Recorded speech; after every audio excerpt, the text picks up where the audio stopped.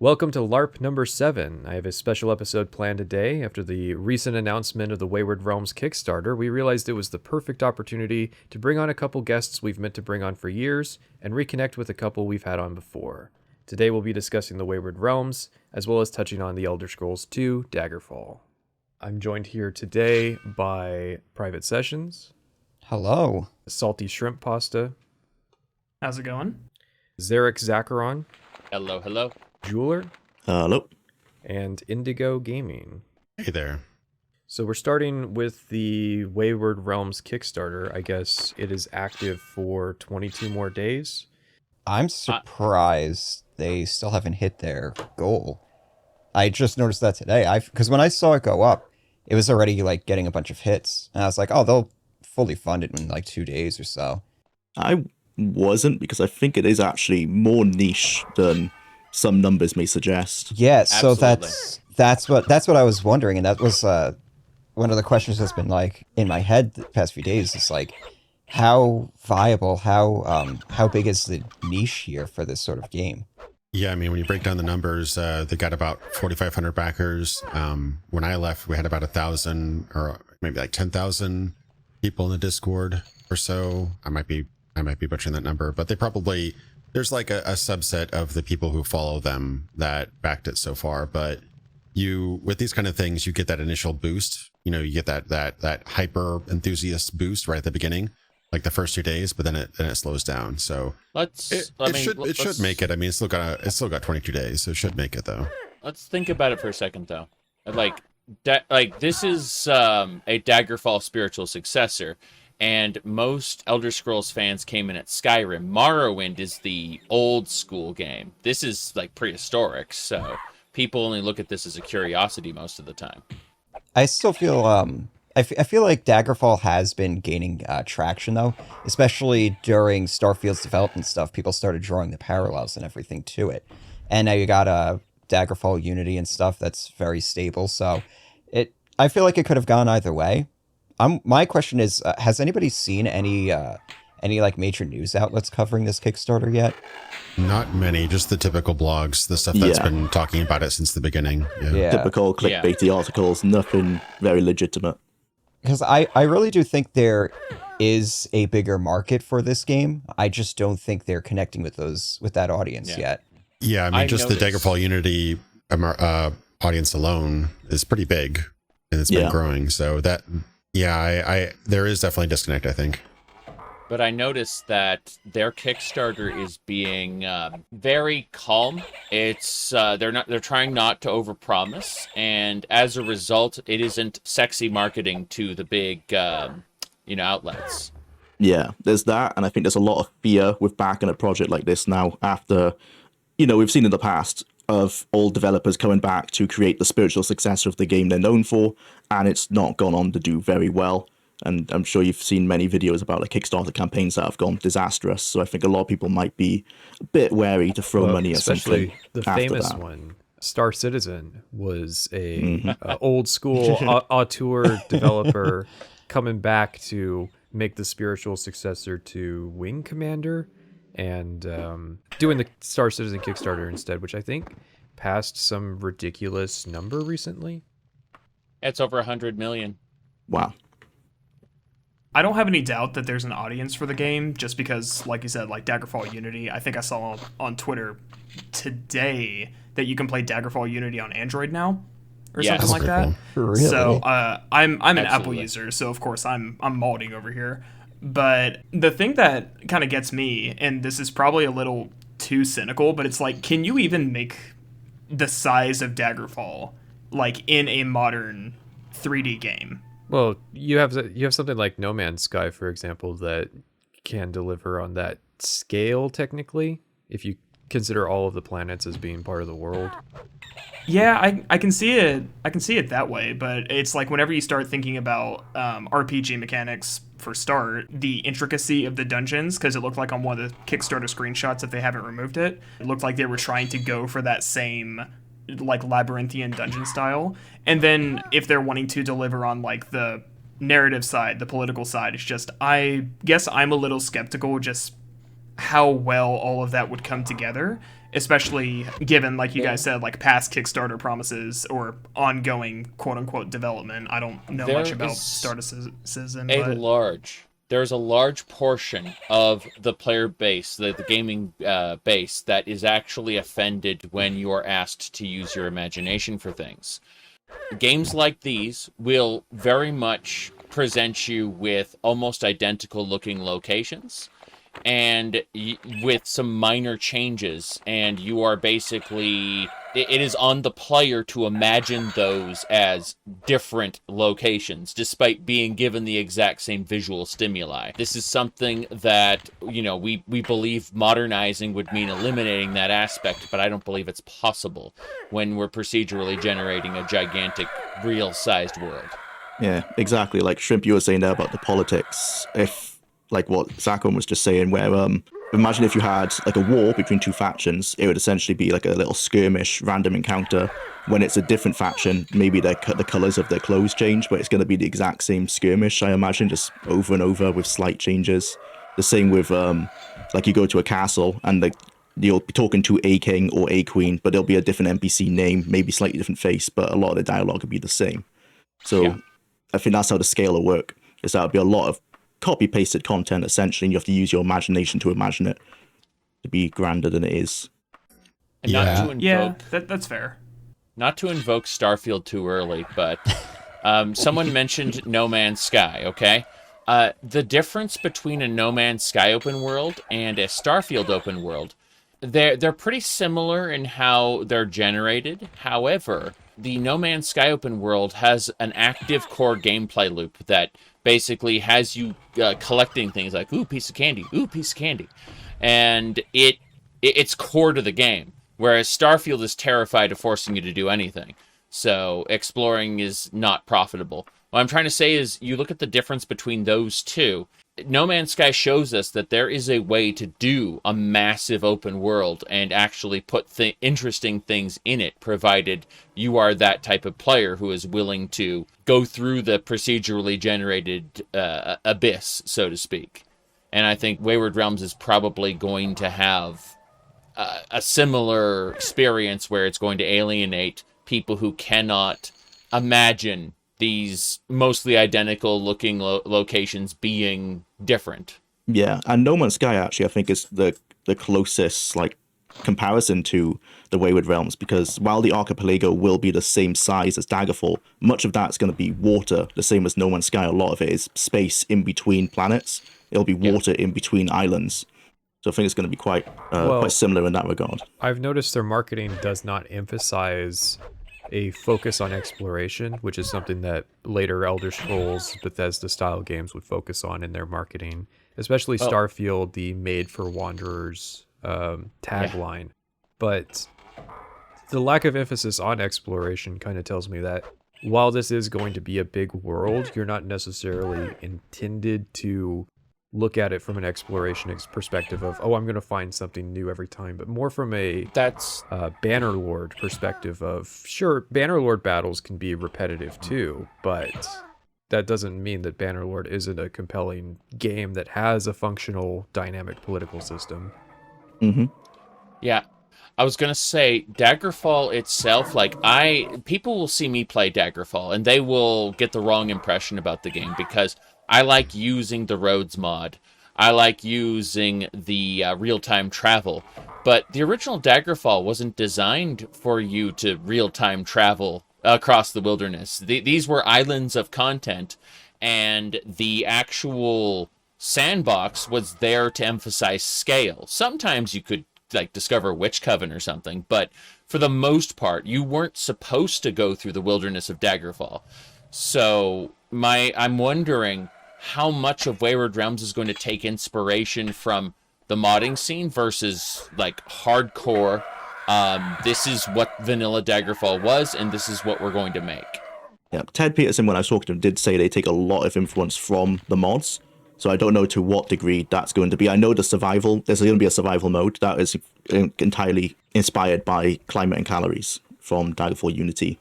So I imagine the roads may be similar. I don't know if there'll be real time or the fast forwarding movement. Maybe when you're riding a boat, that would make sense. Like tedious travel? Yeah. I would say that's almost Yeah. unlikely given the nature of the engine that they've selected, Unreal. Yeah. Unreal is already an engine that struggles to perform kind of with open world games, and to add the expectation to that you would be able to fast forward as you travel in an Unreal Engine game is unlikely. I don't think so. It would be. So I have a question for the Daggerfall experts. How does procedural generation in that game work? Because I've heard many different like implementations and stuff, and I just lay it out for me. So the open world, it was generated entirely on Bethesda's side, and so the open world is the same for everybody unless they're using mods. As a result, what'll happen is you'll go into a town, and the towns can be thought of as nodes in a sea of basically just up and down wilderness. There is not a whole lot of verticality, with only a couple anomalies in the map. For the most part, it is just a constant wave of up and down in the vanilla Daggerfall open world. So it really, the world just existed in Daggerfall to show scale, and it's the modded playthroughs where people have been adding content to the wilderness. If you're talking about the dungeons, however, the dungeons are generated in blocks, specifically these vertical shafts, and they can be thought of as a big square. And Like a chunk from Minecraft. Yeah, like a chunk from Minecraft, and those will be identical. Like when you can memorize those modules, and they snap together in new and interesting ways, but you will always know where a specific secret door is if you've memorized that particular module based on all the other, geography of the particular dungeon. The interesting part, the thing that elevates it above something like Starfield, is that there are many possible quest destinations, rooms that can be selected for a quest objective. So, whereas in Starfield, you'll have the exact same cryolab every single time, in Daggerfall, you may see the barracks, and then they lead into a cave.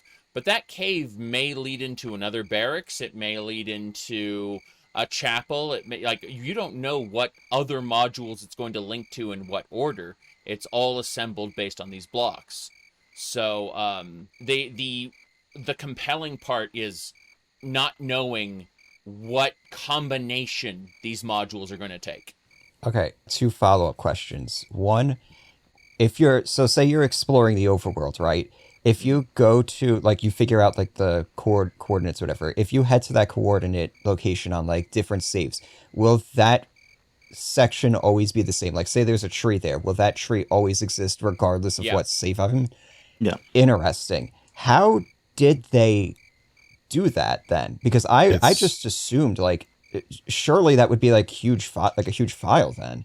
It's all seeded, just like No Man's Sky. You don't go to planet, Ceres 5, you go to XYZ-2, 4, 5, 6, 7. It's a randomization seed. So based on that seed, that exact terrain, that exact tile, every chunk of the map is in a tile. I forget, it's 4 by 4 kilometers or something like that, maybe smaller.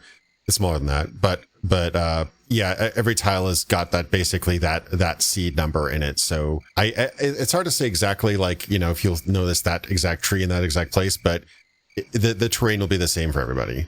Interesting. Yeah. Okay, so it is doing generation on your hardware, but it's just predefined by very strict parameters.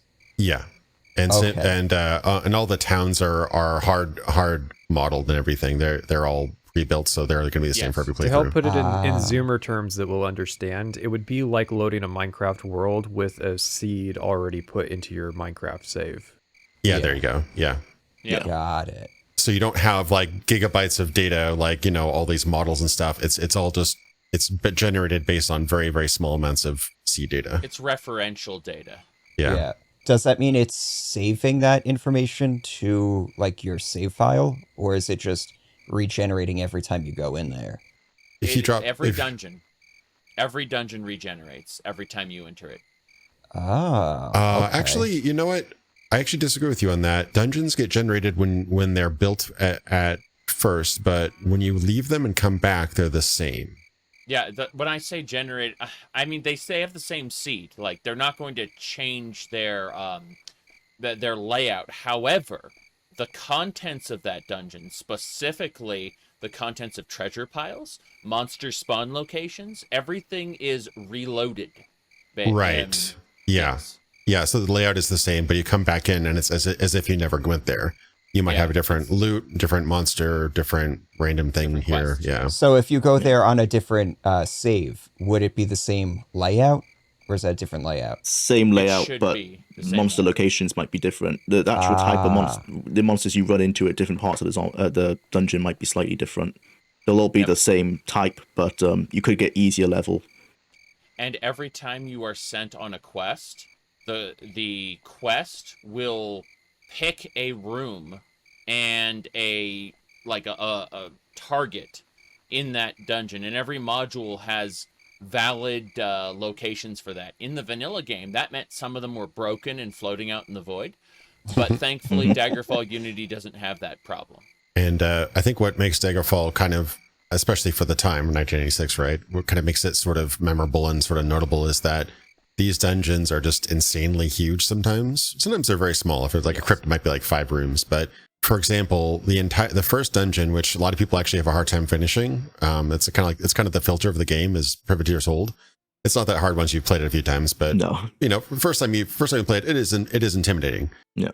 That entire first dungeon, Privateer's Hold, is actually a tile that can appear in other dungeons. Yes. It's a single, God. It's a single module. So you might go into a different dungeon, and in that other dungeon, you might start in a cave section, but then that cave section connects to another module, and that module might be all of Privateer's Hold, which then connects to another module, which is something different. It's just these are individual prefab modules, but then their quest targets and monster spawns will be different. It's like running into the cryolab over and over in Starfield. Except and it's in 3D. It's like you can have layers on top of layers on top of layers. Like these dungeons are really fucking complicated sometimes. But unlike the cryolab, where there's always a dead scientist. Oh yeah, the enemies still change, the loot can change. Yes, the enemies change and the loot changes, and that is why Daggerfall will always be more compelling to me than Starfield. I actually like the dungeon crawling of Starfield. I enjoyed it. However, I ran out of content to do. I exhausted the game. And despite 1,000 planets, no. It's good that you brought up the term dungeon crawler, because that's always how I've conceptualized Daggerfall as a game. To me, the procedural generation aspects, performance is really the only concern. This is all stuff that has been done since. We've had procedural worlds, we've had procedural dungeons in full 3D Unreal Engine, I think even. So none of that is a concern to me. What is a concern to me is, will the Wayward Realms capture that original dungeon crawling experience that Daggerfall offered? Completely agree. That is my chief concern as well. Yeah, I think, well, they're trying to. Ted Peterson said that there will be dungeons the size of Daggerfall's dungeons, but they're not every dungeon will be that size. They are going to try and target a more acceptable size, Now, I think, for most people's standards. Indigo said the dungeons are huge in Daggerfall, but I found most dungeons are between 2 and 3 modules in size. That's like 2 and 3 privateers holds in size. The exceptions are typically the main quest dungeons, which are handcrafted in Daggerfall. They're also the most convoluted. Please don't remind me of my Wayrest Castle trauma. I'm not ready to relive that. The laser beams? Yeah, they vary in size. I've had some ones where I spent like hours on them just because there's just so many, like, oh, I got all this done, and wait, there's a whole other, hallway that connects to a whole other area. There is some sort of, I think it probably spawns like a random number of tiles. I think they are called tiles. And a tile could be as small as like a hallway, or it could be an entire cathedral, basically. So it really is, it is pretty variable. Yeah, and between lifts and like water, and then like hidden doors and stuff, and teleporters, even though it might not be a big dungeon, it will feel huge just because it's such a complicated like a one-way Yes. system. You have to go to the quest item. Sometimes it can be almost impossible to find it. They have teleporters too. Yeah. Yes. Yep. How do? Because I know like they have like a pretty robust 3D map. How does the map communicate where teleporters link? Does not. Doesn't. No. It shows you In where the the vanilla teleporter game. is. It doesn't show you where they link to, though. In Oh, the vanilla God. game, it does not show you very much information at all. But in Daggerfall Unity, there's an improved mapping system where you can actually like hold right click and view the 3D dungeon map as if you were like using a level editor. And in that sense, in Daggerfall Unity, there's a green arrow that kind of points you to where the teleporter starts and where its destination is. Nice. Daggerfall Unity makes it much easier. I'm not sure if the vanilla game has that robust a pointer, but the vanilla game does have a map. I just struggle with it greatly. Yeah, it was kind of impressive at the time to even 3D model out the entire dungeon. Just seeing that, it was very difficult to navigate at times when a really complicated multi-tier, multi-layer dungeon. But the fact that, I mean, look on the bright side, at least it had a map compared to certain games. I'm gonna be the 25-year-old boomer in here, and I played for my video. I played Daggerfall in the DOS version, and the map was, if you don't try to use it on angled view, if you just do top-down view, it's pretty doable. I felt like a lot of the complaints that I was seeing from other videos were people who legitimately just needed to spend more time with it. I don't want to say get good, but, well, I do want to say get good, but I'm not going to. Because they were making complaints like, oh, you can't see invisible or, like, hidden doorways on the map. It's like, yes, you can, you're just not using it right. So I felt like it was not fine, but it was good enough. Especially, like you said, given the time. It's easily the most powerful map of the time. Like no other game had a 3D map like that. It fulfilled its purpose. Yeah. I'm gonna move on to asking your guys' thoughts on the entry point of the Kickstarter to get a copy of the game. I'm interested in some takes on this. So $40, eh? It That's is the $40, $40 to get a copy of the game through the Kickstarter with early access. I mean, I paid $60 into the System Shock remake Kickstarter in order to get like a special tin, but they were giving it to people for like $20. Right. I was surprised not to see a early bird special. That's usually one of the things I recommend to do. Get it for, get the first 100 copies for a discount. Right.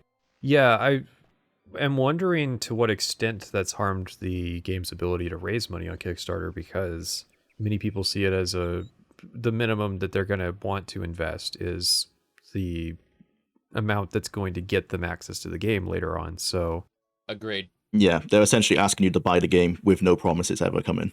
yeah, that was my biggest concern, especially with the indie market, how it's gone kind of cheaper and cheaper. So we're all kind of in agreement that it's a rather high price.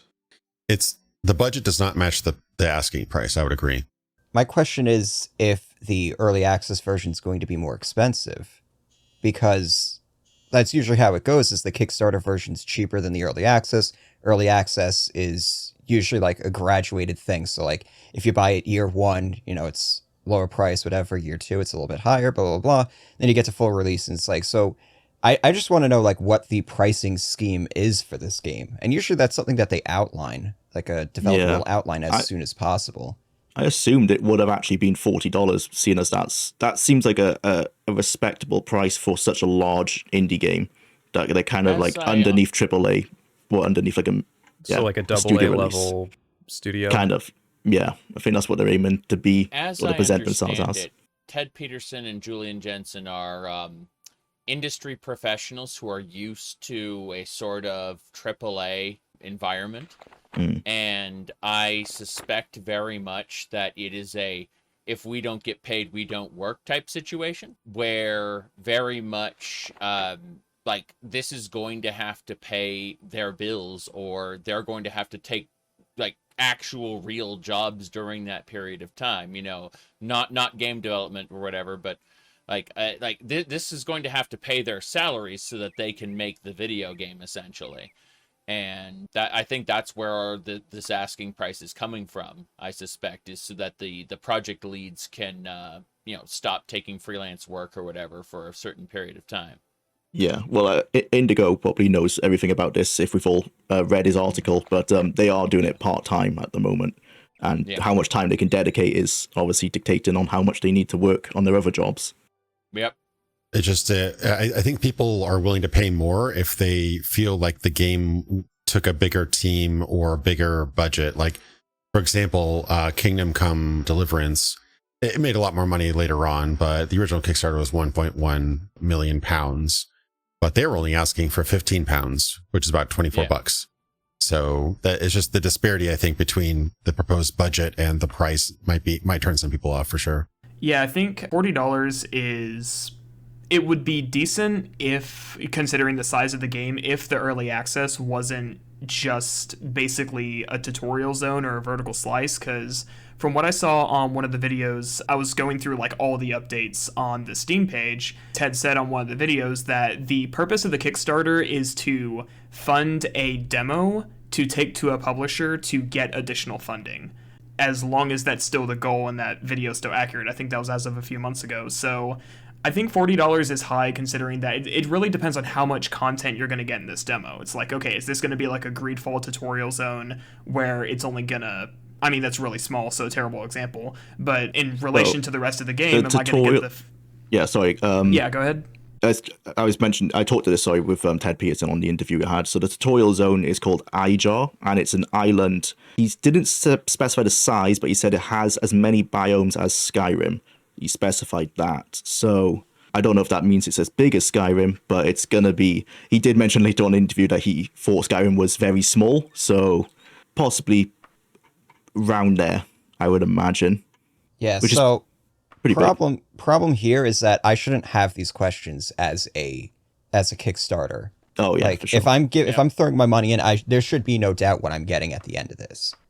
Yeah. Yeah, and I don't think they did a traditional, like, we all lived through the 2012, 2013 kind of gold rush of Kickstarter where you do, maybe a little bit of early footage, you have kind of like some skits, and it's like, but seriously, guys, we need your support. And then they kind of go through what you're paying for, who you're working with, who they have on the team, if they netted some classic dev that hasn't been in a game a game you made way back when, but hasn't been in games you've been playing for a few years.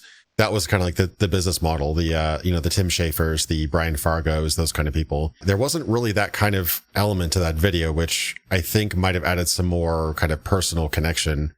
Like, very true. We talked about Kickstarter way back in 2019 and through 2020. We had we definitely knew that there was going to be a ceiling for that. And frankly, we kind of knew that the budget for an Unreal Engine game that had a near photorealistic look was going to be pretty expensive. That was the reason I was kind of like, we need to downscale, if we're going to go Kickstarter or whatever. But that was kind of an early discussion, at least. That was something that I've noticed about this, looking at the resumes of the people involved. I have a big question about, are they using the money not just to pay themselves, but to get somebody, a dedicated kind of art director on board who can kind of guide this project? Because as I understand, that's one of the big concerns, is switching from the kind of temp assets that they've been using to dedicated assets for the game itself. It would have been good to hear that, like, hey, we've got this so-and-so artist that we want to bring on board, because as I understand, they have a strong representation in kind of a designer and technical perspective, software side, but not really. You kind of need design, software, and art in a project. Yeah. My biggest concern is, as soon as you start throwing the P word around, one, who can you trust to publish this game? Because Xbox just shut down, like, 3 or 4 studios? It would have to be one of the mid-range publishers that kind of exist in this AA space. They already received a grant from Epic. That's actually in regards to the technology that they've been developing. That was one of my big questions as well, was so far it's been volunteer, but they had a grant from Epic for some reason. I'm kind of curious where that money went. Yeah, I don't know where the money went, but the money was for the tech. So I assume what they've been doing on the Unreal Engine has been impressive enough to Epic that they want it sounds like they're essentially paying for the tech after the game releases. If I remember the answer, the reason that they got the mega grant was that Unreal's team doesn't have a lot of experience with procedural story content. They have experience with like procedural landmass generation or procedural dungeons, but what they're offering with Wayward Realms is procedural story. Yeah, procedural quests. And so that's probably what Epic is getting from that relationship. Yeah. I was going to unironically suggest that they publish through Dunkey, but if that interview happens, he probably doesn't want to hear that. But no, it is kind of dangerous if you think about it. The notion of looking for an angel investor, so to speak. The idea that if the Kickstarter itself isn't enough to draw in a publisher, if you have something that is a really good vertical slice of a game that could be successful, would it be successful enough for a large publisher? And I think the answer is no. I think it's a mid-range publisher, in the area of Devolver level. Digital. Yeah. THQ Nordic. Well, yeah. So this goes back to the pricing structure for early access and everything. If I'm a publisher and because their hope is that they're going to net the publisher during the early access stage. If I'm the publisher, I'm going to ask them, okay, well, how much do you think this game's really going to sell, and how much of that market have you already tapped with your early access and your Kickstarter? Mm-hmm.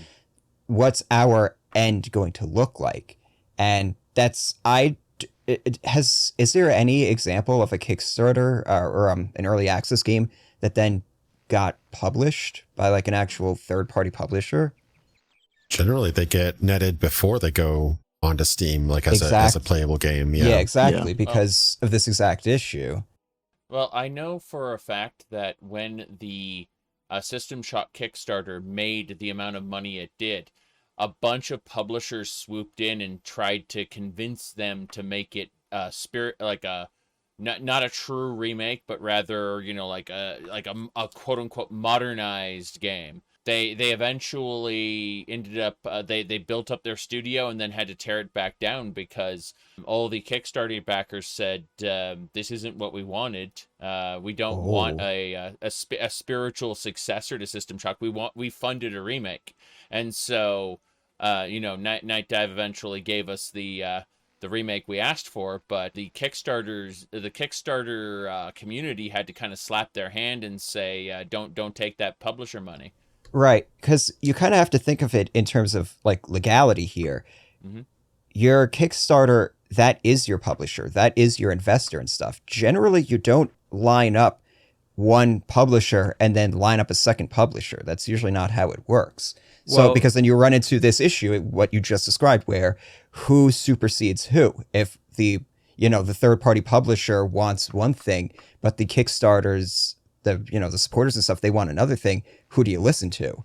The example I gave you when you asked me this question was Pillars of Eternity. That was a game that was crowdfunded and I believe had an early access version and was handled through Obsidian. So stranger things have happened.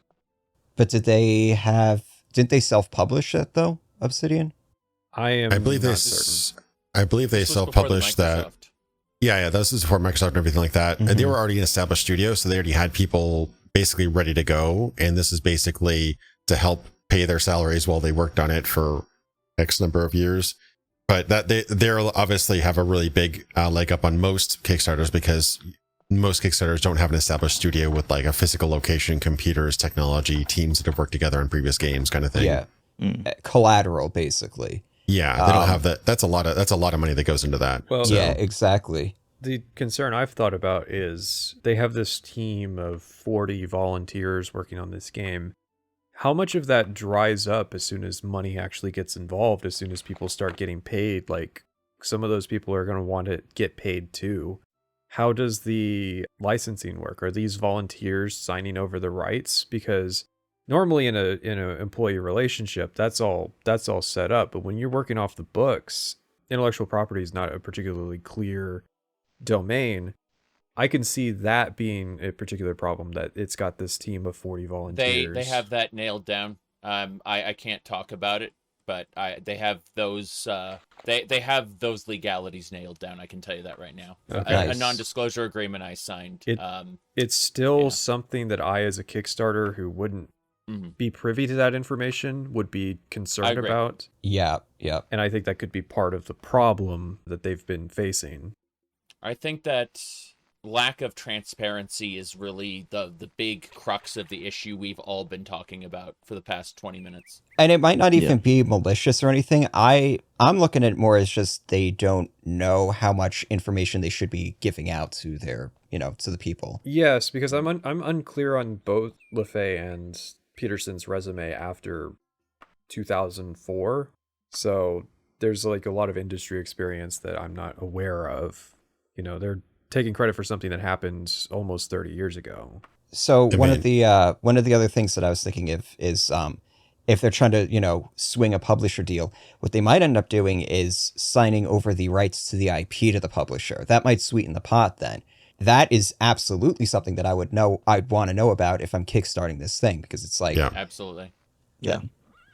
And they That's do a- already have historically pla- that does not go so well for the Yeah, they for already have plans franchises. for a sequel as well, so they might be selling that to the publisher, saying like, we already have plans for a sequel. We've already written some stuff. And it's also it goes back to scope and how much attention this project will get. So if say the deal they strike with the publisher is that, okay, you wrap up Wayward Realms 1, right?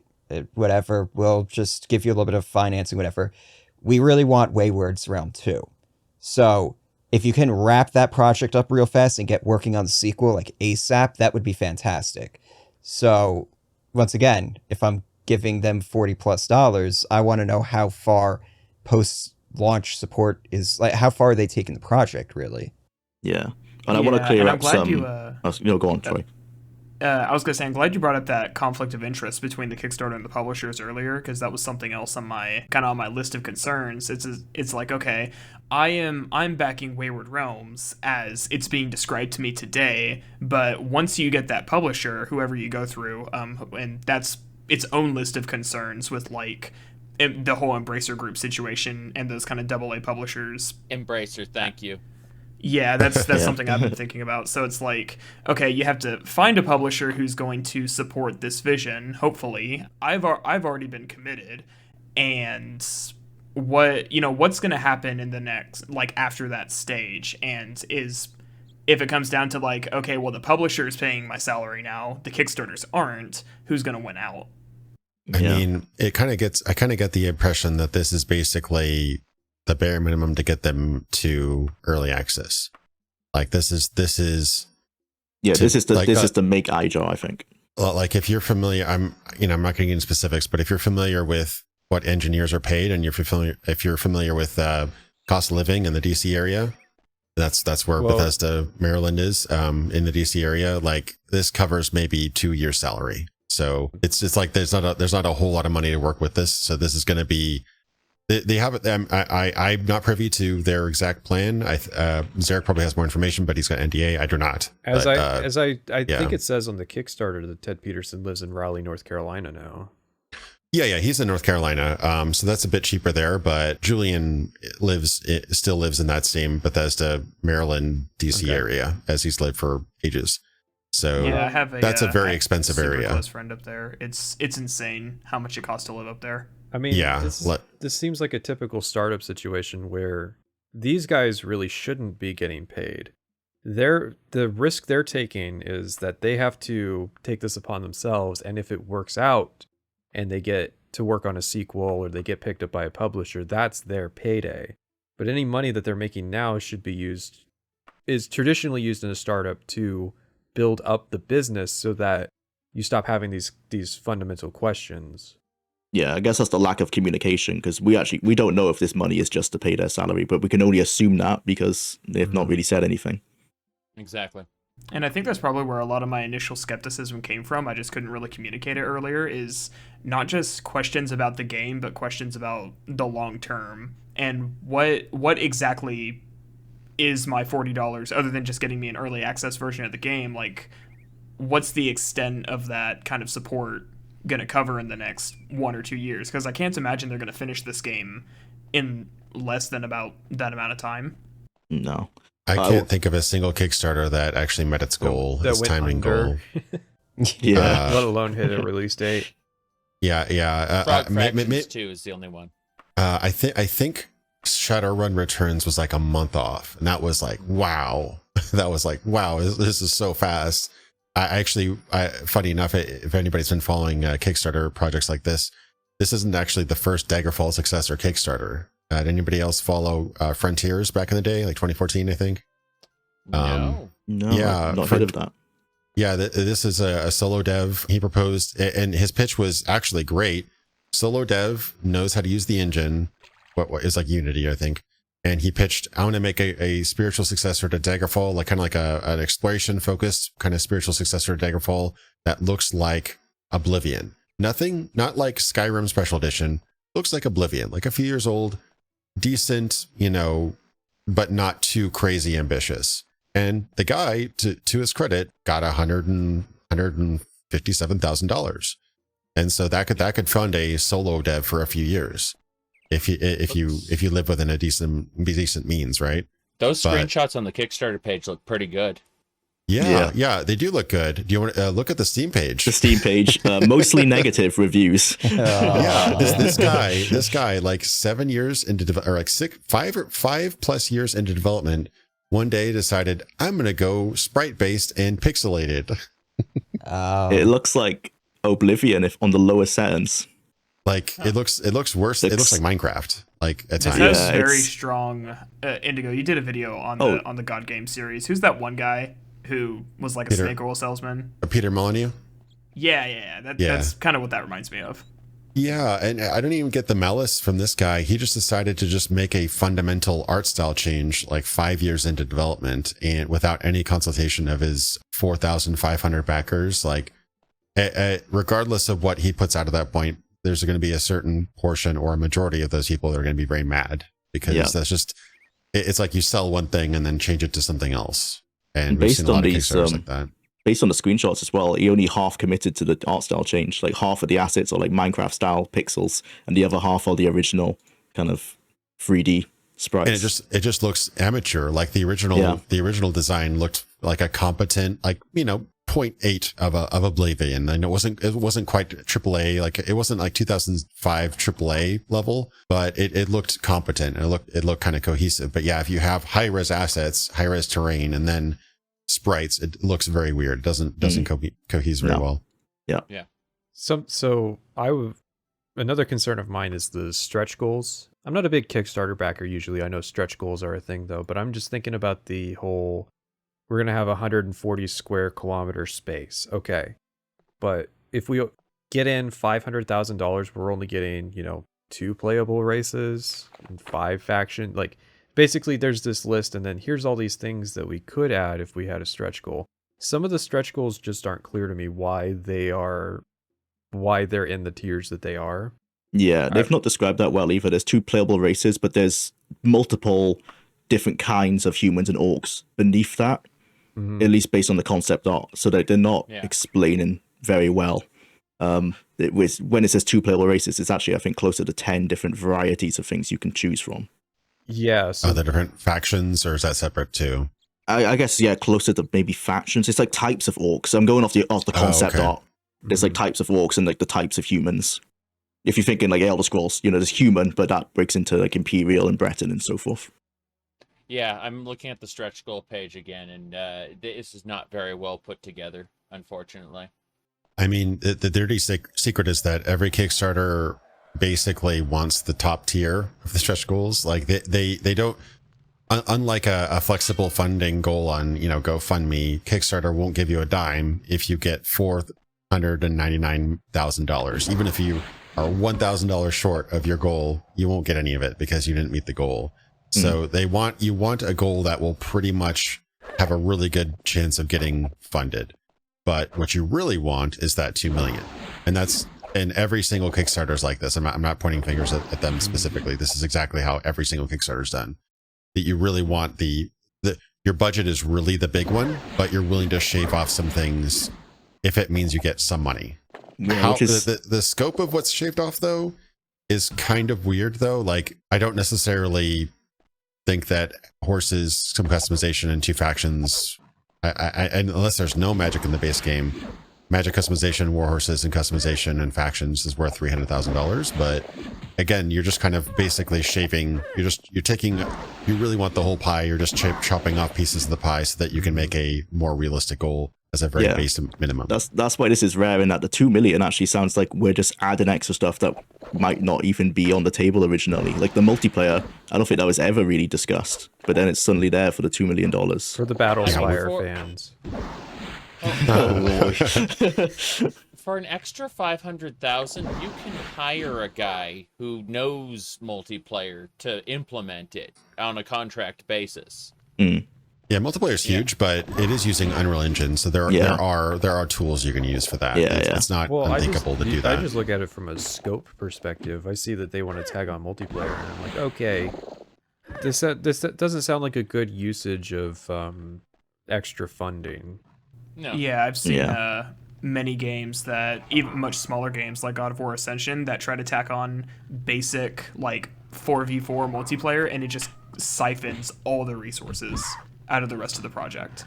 Yeah, so as we saw with No Man's Sky, it's not an easy thing to just tack on to a already complete, really big proc-gen game like that. No, there's a lot of systems to consider. Any more thoughts on the Kickstarter? I don't see them promising wagon mechanics, and I will not play the game if I can't go back to the entrance of the dungeon and dump all my shit into my wagon, because that was unironically like my favorite part of Daggerfall. Just forming that mental map of the entire dungeon every time you make a trip back. This is half a joke, but I do actually really want to see that. I think that they are going to meet their goal, and I think that they are going to release an early access game. I believe that they will meet all of their minimum viable promises. However, what happens after that? Because I'm very, very, very skeptical about them getting a publisher or, early access selling enough copies. What happens after that is what I'm concerned about. In regards to you're saying like the viable product as well, on the original Steam page that they've since updated, they mentioned hundreds of islands in the archipelago. That's no longer, I can't find that anywhere on the Steam page or in the Kickstarter. They mentioned islands, but no longer hundreds of islands. I have an archive of the Kickstarter if you want to look through that. Yeah, archive.org has it going back a couple of years, a lot of different variations in what they said. I do think it's wise to temper expectations on the Steam page, because that could be just the 500K version. So I'm seeing on the add-ons tab, if you give, I guess, like an extra $100, you get a copy of Ted Peterson's limited edition book called Fool Me Once, and I just so want this to be ironic. Yeah, that's such a bad like press perspective of like, I'm just thinking about the YouTube video in 4 years about how this was a scam, and how it was like, he said "Fool Me Once" in the Kickstarter. Yeah, unfortunate title. No, I'm seeing this head-on collision coming from a mile away, and I'm not liking it. Yeah. Well, so my question is, if the ultimate goal is to get a publisher, does that mean this project really cannot survive, even if it makes the Kickstarter, and even if the early access does like okay? They say they don't make their $2 million like what they really want, which is just for producing the early access version, as far as I'm aware. Like, if they're not able to secure this publishing deal, does that mean the project's dead in the water? I would hope that they would have the hustle to at least try to reach that minimal viable product now that they've got a decent chunk of cash underneath them. Right, but that's just, remember that what we're kickstarting is only the early access version. The idea then is, so basically what we're financing is a vertical slice that they can sell to publishers. If they're not able to secure that publishing deal, which I have doubts for, what does that mean for us? Does that mean we are not going to get a full version of the Wayward Realms? Anybody know off the top of their head the sales figures of, say, Arena? It's really hard to, I've been digging up sales figures of like Fallout 2, things like that. They did not track it very much back then. I'm just curious, it was in the hundreds of thousands. I believe it was in the hundreds of thousands. Daggerfall sold more, I believe. Yeah, Arena took a while to kind of get off the ground. It wasn't like an I'm just instant kind of hit. curious in today's industry, what level of success does this game need to reach for us to get the actual like Daggerfall of the Wayward Realms series? Because like I'm looking at this like Yeah. we're not really going to get a That's what- Daggerfall. I think we're going to get an Arena, and then hopefully that spins into something. I think we're better. going to get a large, like a mini Daggerfall. Like there's islands in Daggerfall. I think Belfiera's island is like one of them. I think we're going to get something like that. Like they've mentioned here, the 140 square kilometers island of Ijar, and then a few islands around it. It seems like if they don't get a publisher, that early access of that one island with some things dotted around it, that might just end up being the full Wayward Realms 1, and then maybe they'll try and do a sequel where they have the full hundreds of islands that they originally mentioned. So I'm looking at their strategy here, and I think they made a massive miscalculation. What I think they should have done, and I hate to invoke it here, but I think they should have looked at Star Citizen with how it's doing its modules, and that's how they should have approached this.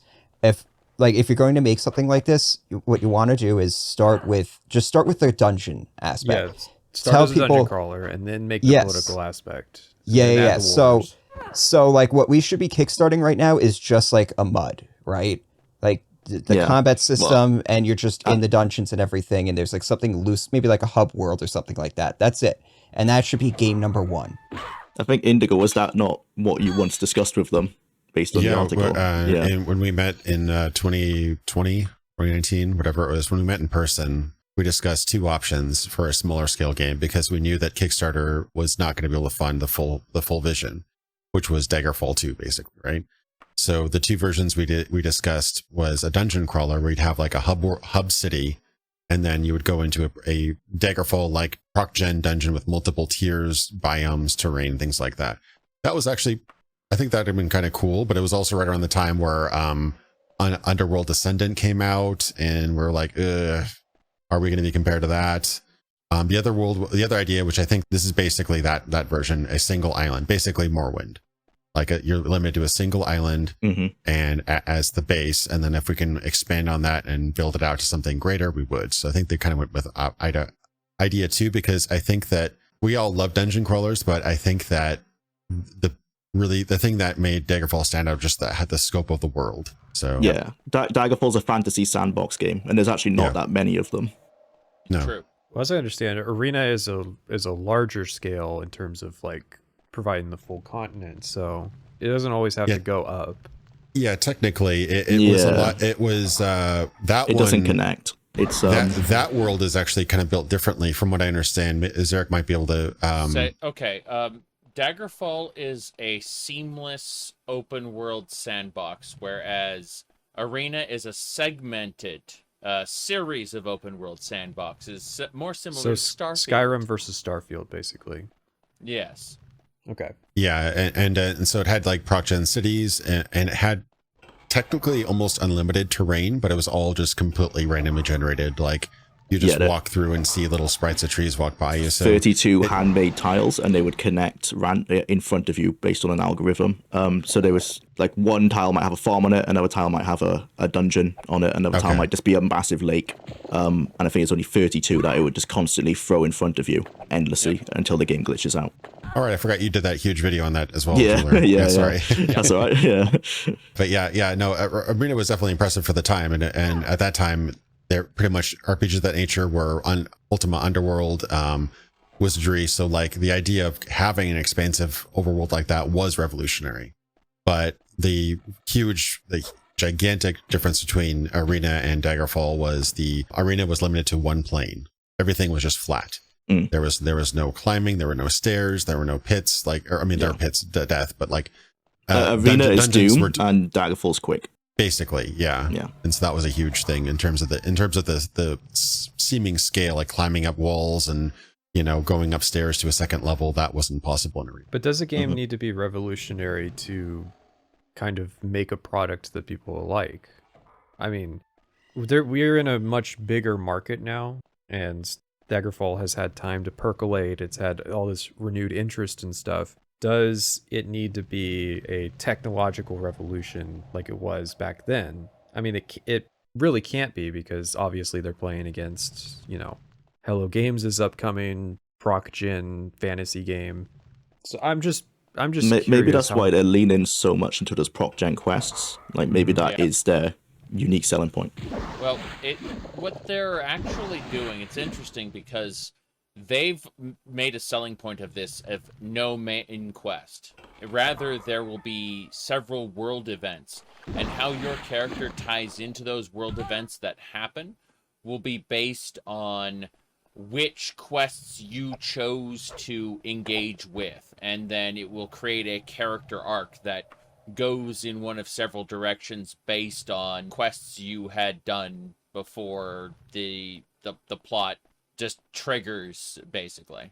You won't go through a scripted main quest, but rather some kind of proc gen adventure with some handcrafted story arcs or like plot beats that kind of happen depending on what you've done.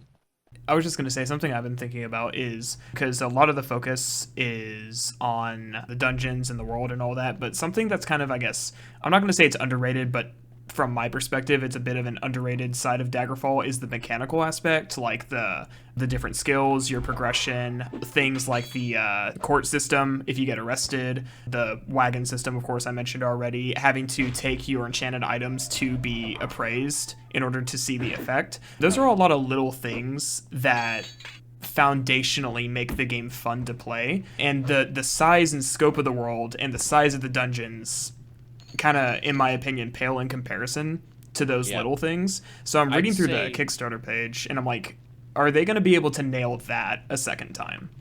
The one aspect of Daggerfall that always caught my attention was the faction system that runs underneath it, where you join the Knights of the Dragon. Well, you go talk to a peasant, and it turned out the Knights of the Dragon offended the King of Wayrest at court. So now when you go to Wayrest, all of a sudden, your reputation with Wayrest is terrible, through no fault of your own other than your association with the Knights of the Dragon. That is because you are a piece of the world, but the world is moving without you. Even though you don't get to see those events play out, you can talk to a peasant, find out why your reputation is garbage there, and maybe it causes you to want to go to a different kingdom instead. Yeah, so sometimes it's actually the opaqueness of Daggerfall that makes it so interesting, because you don't get a little pop-up saying Wayrest will remember that. You know, you don't get like a little like +1 reputation for Daggerfall or something like that. These things are happening, but you're not necessarily it's not so transparent of what's going on. I love that idea, because so like we probably should discuss how travel in Daggerfall actually works. But as far as I understand it, when you're fast traveling, like time continues, and so like you can spend a month trying to get from point A to point B. And I just love the idea of like, fuck, do I really want to fast travel right now? Because like Wayrest might say some shit that's gonna piss off, you know, like Sentinel, whatever, blah blah blah, like wherever I'm going. Yeah, and quests are timed. Quests are timed, and things like seasons change. Like you start out in the winter, but eventually it'll be summer. There's holidays you can miss. My favorite thing to do is basically it's millennial / Zoomer simulator. How do you buy a house in today's market? Oh, you commit mortgage fraud. You pull out like 20 loans from 20 different regions and to afford a house. And then and then if you ever like find your way back into that region, the guards will attack you because you didn't pay your loan back. Things like that. Stuff like that just really makes it a fascinating sort of. And the reason that was all possible is because they were such a small team working with such basic technology that they didn't need like a 6-month, sprint planning budget extension to like add a feature. Some of these things that we love about this game were added in like a week. So like especially like you mentioned the bank system and how like each region has their own bank. So if you're gonna go, if all your money's in Daggerfall and you go to Wayrest, you don't have any money except for what you bring with you. Mm-hmm. So that's kind of something I was thinking while you're saying that is like the difference between Daggerfall and No Man's Sky is that they have a lot of the same like mechanical procedural ends to it, but Daggerfall's gameplay has purpose to it, which makes it more like Mountain Blade as opposed to No Man's Sky. Yeah. So it's if they can. So there's a lot of kind of underlying like mechanics and things that make Daggerfall what it is that you can't get just by making the world bigger, because Valheim it's procedurally generated and it has a big world, but it feels fundamentally different to play because it's a fundamentally different game from like a design philosophy.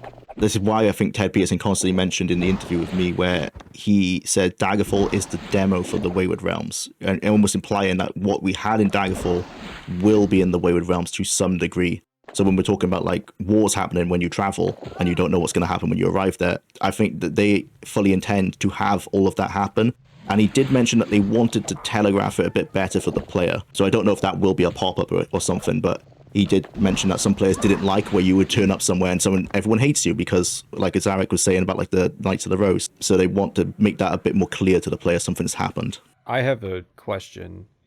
If it was possible to add all these fun events in a week because of the simplicity of what they were working with when it came to Daggerfall, was there ever a discussion about using a rudimentary 3D engine and just going back to sprites and handling it that way to make the scope of the project much easier to accomplish? That's Julian exactly. was vehemently against that during, like, even publicly on the Wayward Realms Discord. He's not interested if it's not pretty. So that's kind of my concern again with the whole lack of an art director. Yeah. Is you have to have that part of your teams to say, hey, photorealism can't be bought for $500,000, which was the same problem that Star Citizen had. I'm blanking on his name, but he worth $100 million. Yeah, Chris Roberts. Chris Roberts had a big adamant thing too on like photorealistic graphics, and so they went with a subpar engine for what they were trying to make, which was CryEngine, because hey, Crysis looks good, but Crysis is a linear first-person shooter, and they're making an open-world space game. Yeah. So what Zaric just said, that immediate, like once he said that Julian has no interest in it if it's not pretty, that literally just killed any interest I have in this project, because that is such a red fucking flag. Coming from like a lot of survival games, I've heard that line before, and it usually doesn't end well. And I'm looking at a game like Ardenfall once again. Solo dev, not solo. Graphics are super simple and everything, but it still looks good. And like I played the demo and everything, I thought it was fine. It was just like, what I care about is the features, and I feel like that's what almost anybody who is interested in Daggerfall cares about, is the features. You don't give a fuck about it. If anything, I look at games that are really pretty and stuff. I'm like, cool. So what am I giving up for that? Am I gonna have to sit here and like get like a 5090 GTX blah blah blah to make this game run? Like, what is it? Just give me something that looks simple. Yeah, and this is like the most Patrick Sutherland anthem type mindset I've heard in a while. I cannot imagine how you can look at the failure of EA from like 2013 to up to 2020, where they were like, every single game's on Frostbite. I don't care if it doesn't have any of the features you need. It looks pretty. We're doing it. And to look at that and be like, well, we want it to look good, but a game doesn't have to be photorealistic to look good. I like low poly art styles a lot. I think a game like Gothic 2 from 2003, 4, 5, around there, that probably around 3, that game looks great for how shitty it looks, just because they make good use of lighting and foliage to make it look better than it actually is. So you really have to play smart with your graphics instead of being like, we're gonna make the next, God of War Ragnarok, the next Ghost of Tsushima, or whatever you want, whatever you think. That's just a terrible mindset. The indie space is really blowing up with games that don't care about graphics too much. Ardenfall is one of them, where Ardenfall has they care about their graphics, but it's an art style that is firmly within their means. And Lunacid, same deal. It's great game. Lower poly. I think that the PlayStation 1 and PlayStation 2 era graphics are getting a resurgence because a lot of people know how to use Blender and tools of that nature now. And it's within reason for not a multi-million-dollar production to do PlayStation 1 quality graphics now. And it also Yeah. has a nostalgic aspect at this point because it's like it's in that sweet spot of like 15 to 20 something years old. Yeah. So people who grew up on that. Why not make a game that looks like Morrowind, but it is the correct sequel to Daggerfall? Yeah, exactly. Yeah, it also when you go more photorealistic, just like we all experienced this with Starfield, you start really noticing the departments that you're behind on, like animation, like facial animation, things like that. Like we all laugh at the janky people like walking off a cliff in Oblivion when you have Oblivion level graphics, like 2005 Xbox graphics, right? But if you port that to, Witcher 3 graphics or whatever the next big shiny game is, it starts to look really, really off-putting. Yeah, I did actually, I asked that question to Ted Peterson, basically referring to with newer graphics, people they're not so willing to imagine what text on the screen. You can't just have a pop-up saying, oh, the wizard does this with his hands and casts a spell. They expect to see that. And his answer was basically he still wants people to use their imagination. So I think there might be that disconnect where you're looking at something pretty and a text box just explains what they're doing. And that might come off even more amateurish now than it does in something like Daggerfall. Yeah. In the original Elite, you could go to Earth-like planets because it gave you a wireframe view of what the planet looked like. However, Elite Dangerous will not allow you to go to an Earth-like planet because everyone would insist that Earth-like planet be photorealistic, that you be able to see every tree and every building and everything on an Earth-like planet, and that's why they simply do not allow you to do it. Whereas with older, DOS era technology, we were able to go do that. Graphics do hold you back. That's just a fact. Yeah, I mean, just look at Dwarf Fortress. Dwarf Fortress is like a civilization simulator, and you can do crazy, crazy things when you're just working with ASCII characters, basically, or, very, very minimal graphics. But that's actually one of the things we disagreed on a lot when I was part of this project was the art style. I think everybody... most of the people that I worked with are no longer on the project. There's maybe one or two people that I know still work on the project other than Ted and Julian, but pretty much everybody was open to stylized graphics. It doesn't have to look like Minecraft. It doesn't have to look really, really, even Minecraft is stylized and they sell Legos and plushies of them. So the people obviously love that art style, but it didn't have to look that rudimentary, but we did want to go for a more stylized, unique looking, but relatively doable art style that is going to look more consistent and you're going to be more forgiving too. And not for nothing, they are working within Unreal Engine, which is very shader heavy. Like a lot of that shit's pre-baked in, so you can just throw in dynamic lighting source. That's not going to be an issue. You just make your assets look how they are, and then you just flip on some shaders that look good and tune it out. Yeah, all that environment stuff, like the clouds and everything, and the skyboxes and everything, all that's built-in stuff from Unreal Engine. All that's out of the box. So, Indigo, what do you say? Do you think Julian sees it as a challenge if it looks more realistic for his procedural generation to come across as quite real looking? I respect the guy and I love his games in this past, but he was of the mindset that if we were not going to aim for photorealistic graphics, he didn't want to have anything to do with the project. Sure. And he was actually willing to use 100% store-bought assets for the game. I'm feeling a disconnect there between those two thoughts. Do you want photorealism or do you want store-bought graphics? But if looking at the, everything they're using in there, a lot of the stuff they're using in this demo is store-bought. I can tell. I've seen it, but you can make some really good looking stuff. It's just when you source house A from creator A and castle B from creator B and orc D from creator D, there's not going to be very cohesive. And if you want a specific, if you're making anything original, all of a sudden you have a problem because if you make an original race, you don't have the Boogalooians, race in the UE store. You're going to have to make that. So that is a limitation.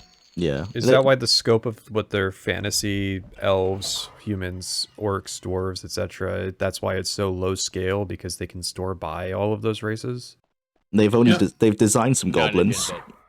No, those were all unique things that Ted wanted to from what I'm not going to speak on his behalf, but from what I understand, he wanted to balance like familiar with unique, but like everything had a twist to it. Like the Cambion was kind of a unique race we don't really see very often.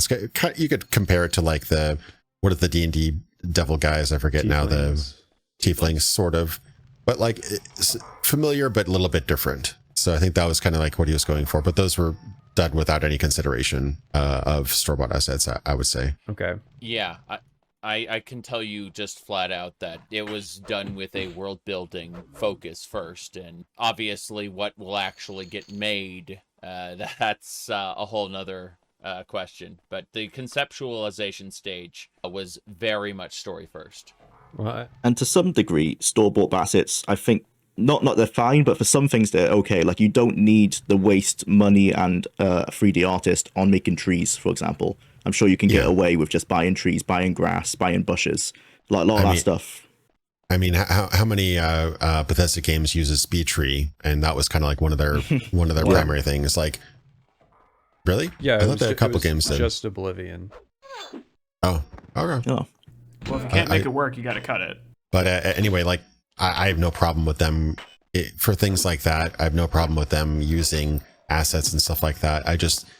You are limited to what has already been done before. If people have thought of, orcs, they're going to look like generic orcs and things like that. And the way that he is, imagine orcs are going to be a little bit different, like physically, like a more torso heavy and everything like that. So I don't know, like, it was definitely a disagreement about art style and even engine. We weren't even actually set on Unreal Engine because that has a higher development cost generally than some other engines, and also more expertise involved. Like you had to know C+ versus C Sharp, for example, and less forgiving in the bug department as well, as from according to people we talked to. So well, it sounds like these are old issues that have. It's strange that they've precipitated today. I kind of want to know why now. Why 2024? Why is that the year that we're getting this Kickstarter? Oh, they were looking for a publisher for a very long time. So they were adamant on that business plan, even though they hadn't operated up until that point like a traditional startup.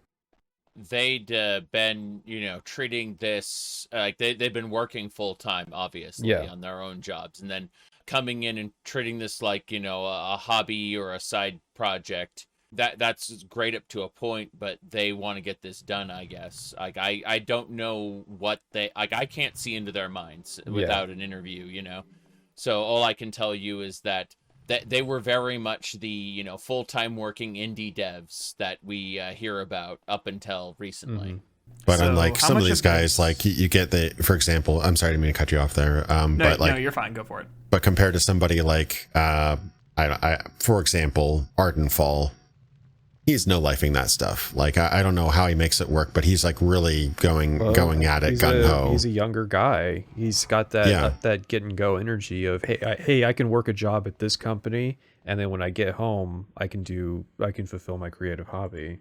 Yeah, you get those occasionally, and I've done some solo dev in my day. It is grueling to work on something for months or years without any input, and just like you have to do so much work to even get in front of people for feedback or for praise or whatever you're looking for. Like you get they're very rare, like Stardew Valley type person. He soloed that for years, and then finally released a game that was 1 in a million success. But you're talking about Ted and Julian. They've got kids, they've got mortgages, they've got all sorts of stuff going on in their lives, and they're not that kind of no-lifer 20-something-year-old type person that a lot of these indie successes come from. So yeah, it's a different story Life entirely. Situation, absolutely. Yeah, absolutely. Yeah. I mean, I can appreciate that, but that's kind of what's necessary to make what they're trying to do work. You need somebody who's going to be like sleeping under their desk for like 2 years, if that's what it takes to make this. Yeah, and that's the one concern as well, is that they don't have like a business head. I believe Ted Peterson is the CEO, so he has design experience. I think he is a director of his own company, but I don't know how successful that is as a company itself. But yeah, I don't know how great his experience in the business side, especially in game development. That's exactly basically the vibe I've been getting, because there's a lot of issues here. Going back to the art style thing, it's not like I would actually be proposing that you go for a lo-fi art style just for the sake of the audience itself. Because if you start throwing in like a flashier thing, you start making it look real fancy and everything, you're going to start attracting a different audience that you probably don't want for this sort of game. Because this is going to be a lot more of a cerebral game. It's going to require a lot more thought and stuff like that. And quite frankly, the people who are going to be sold by pretty graphics are probably just, they're going to pick it up and be like, what the fuck is this game? I have no idea how to play this thing. And then they're going to refund it. I also think it's a pointless gambit because they're not even going to get those people for the amount of money that they've raised. Yeah. Yeah. And that's just a business. There's a way thing. There's a way they can make that work. I think Kingdom Come Deliverance definitely got a bad rap initially because it grabbed that pretty graphics crowd who were completely put off by the more hardcore RPG mechanics. But I think eventually it found its audience. So maybe there's a reality where that happens for the Wayward Realms, where it does get a lot of sales and a lot of negative reviews from people who are buying it for graphics and they're put off by the gameplay. But then it may eventually find its niche and grow from there, like Kingdom Come Deliverance did.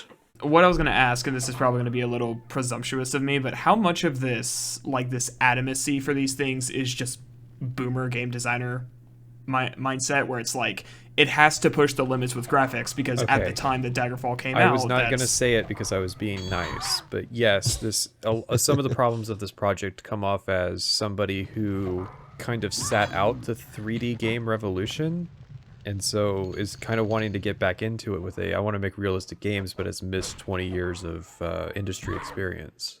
Yeah, because I mean, it was already mentioned, but like Valheim uses like Minecraft graphics.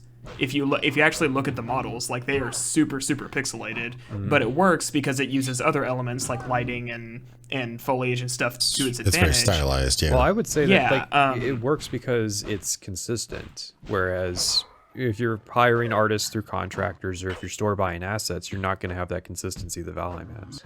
Yeah, exactly. Something Jwlar said that stuck out to me was like, if you put too much emphasis on the looks, you may lack in like animation, and you'll have moments where it has to cut to black and something happens and you can't see it. I've played a couple games that do that. Like Greedfall does that. It doesn't have animations for all cutscenes or all dialogue. It'll cut to black and then it'll come back and your character will be like, I saw you drink that. It's like, okay, well, I didn't see him drink it, Desarde, so thank you. Another game that just came out, Wuthering Waves, gonna unintentionally probably come off as a gacha fan for this one. That does the same thing. It'll cut to black, it'll pop up text. There's a story moment that kills me because you get done fighting like the main antagonist for the first act of the game, and then it just cuts to black and says, character went to jail. And it just doesn't show it. He just gets dragged off. And I talked to someone who played the game during the beta. He's like, we thought that was placeholder text. We didn't know that was going to end up in the release. So you don't want to. In other elements of that game, like the combat, the animations, you can tell they poured a ton of effort into it. It looks like a Devil May Cry game when you're playing it, but then you see where those corners start to get cut. And and that game doesn't even use photorealistic graphics. It's trying to push itself as like a Genshin competitor. Yeah, I actually, and I don't mean to toot my own horn because I left the project, whatever, and I was an idea guy, marketing guy, helped fund some of the earlier stuff, but I wasn't the brains behind the whole game. But one solution to that problem, actually, because if you remember, like even like Fallout 3 era, there'd be times where you'd walk up into something, do a quest item, and you'd get a prompt. It's like, you inserted the thing into this thing and you saved the planet. We did everything. And it's just like, oh, okay. Well, clearly you didn't have the budget to do an animation or a cutscene for that. Cool. And frankly, I don't really care. Like, I'm fine with pop-ups. I played games through the 90s. I'm fine with pop-ups, but I did understand there's going to be a sort of the expectation is different now. My idea, and it's 100% possible, I don't know how we do it exactly and with which service, but my idea was we would create a narrator and we'd have illustrations. So instead of just having a pop-up, we'd have and I know it's a dirty word, but an AI narrator, train him on all the pronunciations for every single lore item, everything like that. So they wouldn't just call like in Morrowind, it'd actually say things properly. But have a narrator read the text out for you and have get a really good quick concept artists to draw up like journal entries. So you'd have a journal entry saying, and then the so-and-so did blah, blah, blah. And, you defeated the nation, and they, the faction of Blahs were never seen in that region again. And that all of a sudden is like way higher presentation value than a text prompt. Yeah, well, think of the end slice from Fallout, like how simple those are, but there's still enough that people will argue about the best ending of those games, and it's a screenshot. So that's it's basically that. Yeah, like the Fallout New Vegas ending style, or earlier Fallouts even did that too.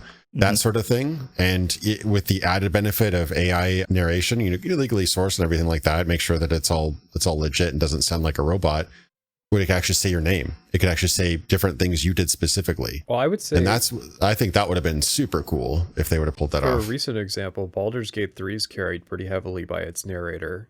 Yeah, absolutely. Yeah. Of course, that's a performance, and it's all pre-written stuff that she did, but it's still a good example of how much a narrator can carry something that they can't show everything that they wanted to do in Baldur's Gate 3. Yeah, and I was inspired by Divinity Original Sin did that too. It was either the original game or the sequel or the director's cut. They did a narrator that just filled in the gaps for all that kind of stuff. Yeah. Has anyone here played Darkest Dungeon? Yes. No, but I've seen a Joseph Anderson video on it, so I'm pretty much an expert. Yeah, the narrator adds so much to that game. That game wouldn't be half as good if the narrator it doesn't pipe in the middle of combat. I'm serious. No, Wayne June is amazing. I follow him on Twitter, and I actually listened to a couple audiobooks by him. He's really, really good at that. He's just has such a deep, foreboding, way of speaking. Since we're over time on the Wayward Realms section, I figured we can wrap it up here, just kind of finish on my point on the existing indie market for this harder core RPG fan that's wanting a Daggerfall sequel or wanting a Morrowind sequel. We said a few names before the show. We talked about Dread Delusion, Tainted Grail, Ardenfall. Any other kind of good examples that have cropped up recently? Any playable? Dread Delusion is finished. It is playable beginning to end. Okay. Ardenfall has a playable demo, which is actually a really big vertical slice. The world feels like Morrowind. The the combat feels like Skyrim, and then the factions and reputation system and dialogue feel like New Vegas. Wow. Yeah, I tried out several. Lunacid we talked about is really cool. That's more of like a King's Field like game. Yes. The closest thing I could find other than Ardenfall was definitely, there's two games called Tainted Grail, but Tainted Grail Fall of Avalon, I believe. That's basically going full on like Oblivion. But I'd say it actually approaches like Skyrim's, like Skyrim Vanilla's graphic style. It looks pretty good. It's not a bad looking game. Some of the voice acting is a little cringe. It's got a little bit of Eurojank to it, but the writing seems decent from what I played, and it definitely it feels like a Elder Scrolls game, which I think says a lot. Like very few games have that exact kind of feel. They always feel like, oh, this is basically a first person shooter that's kind of been modded to have slashing, or this feels too much like Vermintide. It has that kind of Elder Scrolls feel. You can pick up every item, you can talk to every NPC, kind of thing like that. It has potential, I think, at least, if they keep on working on it. It's not finished yet as an early access. Some games that would probably be competitors to Wayward Realms that are already on their way to coming out are some like 3D fantasy dungeon crawler games. I think one of these, I haven't tried any of these out, but I have heard about them. One of them is called Dark and Darker. I don't think it's on Steam for reasons it was explained to me in the past. Oh, that's a battle royale game. Oh, is it? Yeah. Okay, well, take that out. It has kind of extraction. It has kind it's of like a an extraction on dungeon kind crawling, of thing, though, doesn't it? It's like an extraction it shooter. does. If it it's kind of like a like Tarkov, isn't it? Yeah, it's like Tarkov, but like medieval. I've heard it's great, but yeah, they may never release because they're being sued by their former employers. Yeah. I have to open Steam and check my second example and make sure that I'm also not about to say something stupid. 1 second. Well, I'm just saying that there is a market here, and I just think that there's a lot of skepticism surrounding this project. Probably warranted skepticism as well. Just on the track record of these spiritual successors. Like, honestly, if the developer who did Daggerfall Unity came out and was just like, yeah, I'm going to do my own game now, I would be so He willing is. to... He is. Yeah, he is, isn't he? Oh. He's making his own engine from scratch, and he's been showing off what the engine can do on Twitter. Does he have a So- Patreon? Not yet, but we might be able to convince him. Can you do like an you can you give do an us OnlyFans the, and just show like sell screenshots? Can you give I'll us pay for it. Can you give us the Twitter thing for listeners to take a look at? I would like my examples stricken from the record because they are both they're both melee extraction Tarkov likes, but they are dungeon focused and it is PvPvE, so there is some level of like getting that Daggerfall experience. I wouldn't strike it out because that's a complicated thing. When somebody wants to mix and match pieces, that's fine by me. So I would look at like Valheim as an example of it takes the elements that I like from an Elder Scrolls game but puts them into survival games, which I already like. So yeah, those aren't bad examples because you're really knowledgeable about video games. You're probably more knowledgeable than the average person. People are going to make those comparisons, so you're not wrong. all right, you're not wrong though. Like there is a certain aspect of Valheim that scratches that Daggerfall itch for sure. So yeah, that's what I was going to say. Is like that's where I'm getting that's been my RPG replacement is survival crafting games. Like Enshrouded just came out. That's great. Yeah. Souls was it Soul Mask? I'm playing that right now. That just came out and it's pretty sweet. And it's like that's where I've been finding this sort of like I want to go out on an adventure. I want to feel like I'm, like just doing some shit. That's where I've been getting that itch scratched. I mean, totally the same. Terrible company that's made it, but Bellwright, I've been playing. It's in early access. I wouldn't recommend getting it because the company who makes it have a track record of making early access games and then not ever finishing them because they keep on making them hoping for a successful one. Now, Bellwright happens to be the one that I think they finally found the one that is successful. But I've been playing it off a friend's recommendation. We've been playing it together. But it's the same thing. It's a crafting game in a world that's very much inspired by Skyrim. Has RPG-style quests with branching path lines, RPG progression. And unlike other crafting games, you can actually hire NPCs to do all the crafting and that kind of like run in your village for you. Soul Mask has the same thing. Cool. We've been talking about proc gen stuff. I have 955 hours in No Man's Sky, and I'm currently in the middle of a playthrough. So yeah, nice.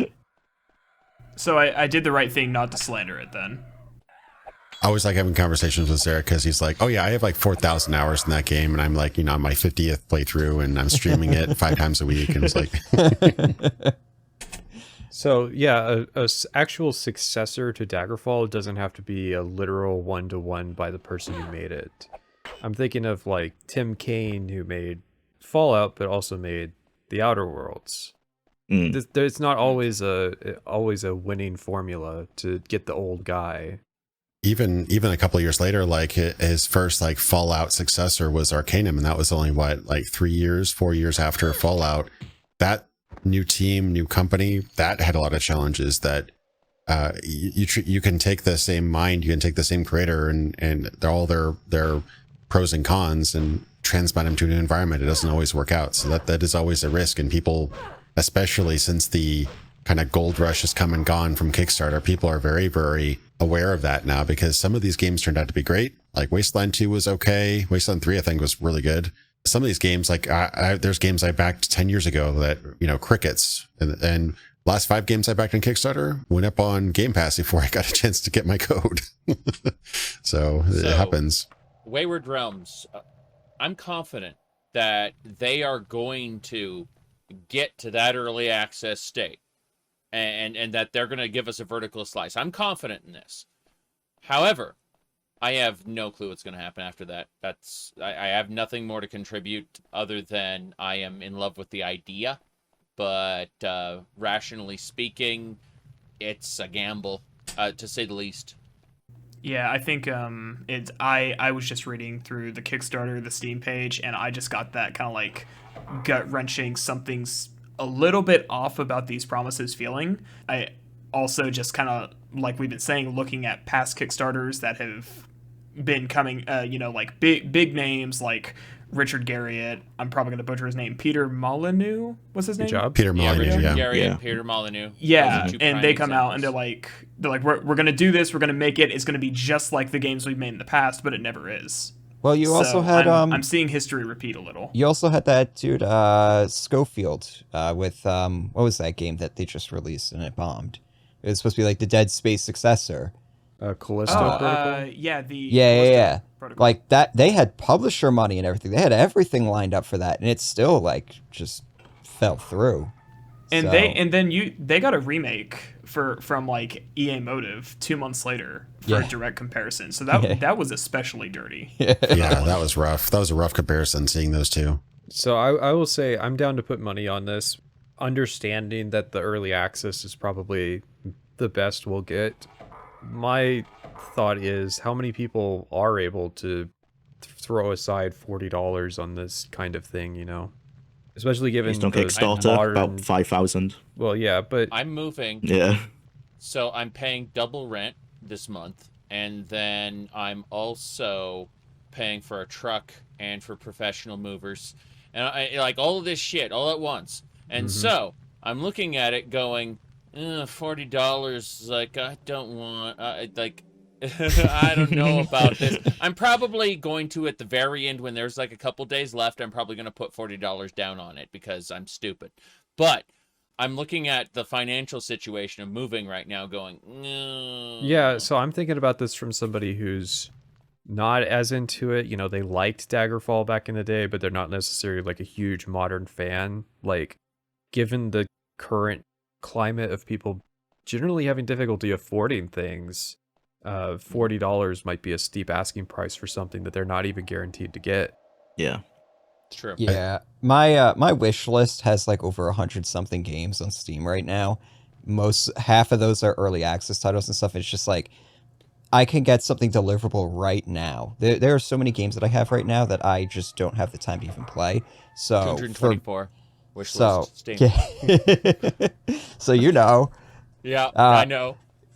I actually organized mine by genre at this point because it became such a nightmare to navigate. But anyways, so I'm looking at this being like, I just cannot justify throwing money at this right now.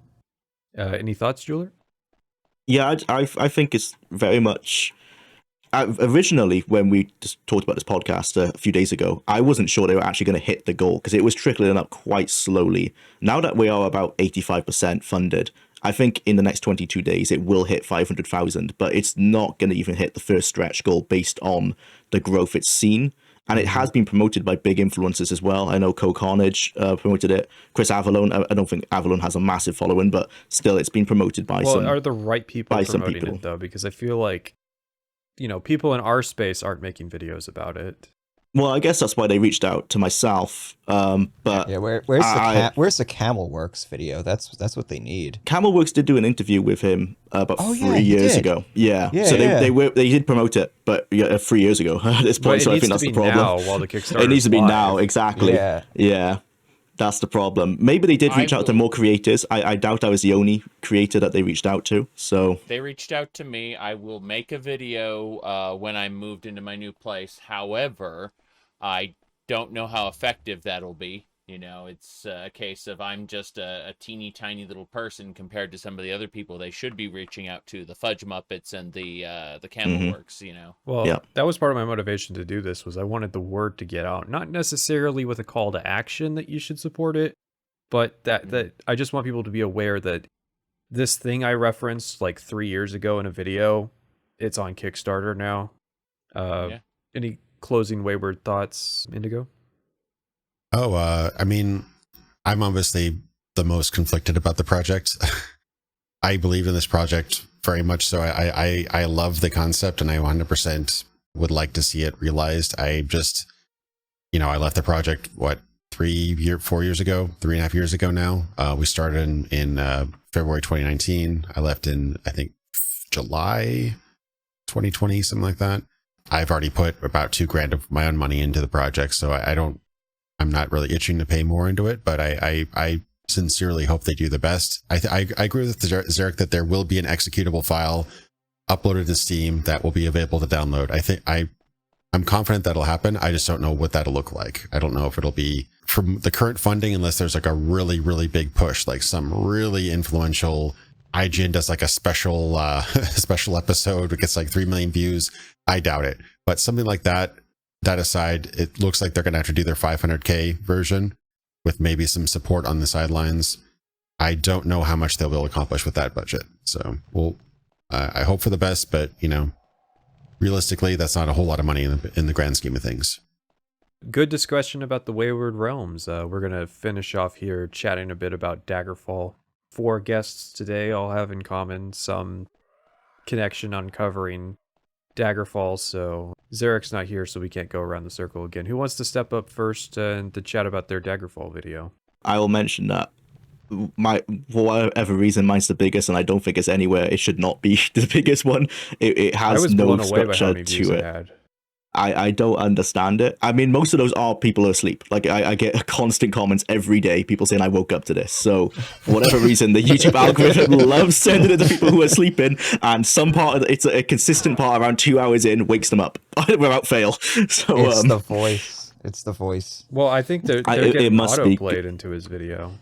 Yeah. Well, that's the thing. So it's like if it autos plays, but they don't close it out, his voice is probably soothing enough that, I guess it must be the content terrible because it had no direction. It wasn't even meant to be what it ended up being. It was just originally a 20-minute video basically saying, hey, this Daggerfall Unity thing's pretty cool, go play it. And then it kind of grew from there. So if I could go back and change it, I would, but it is what it is.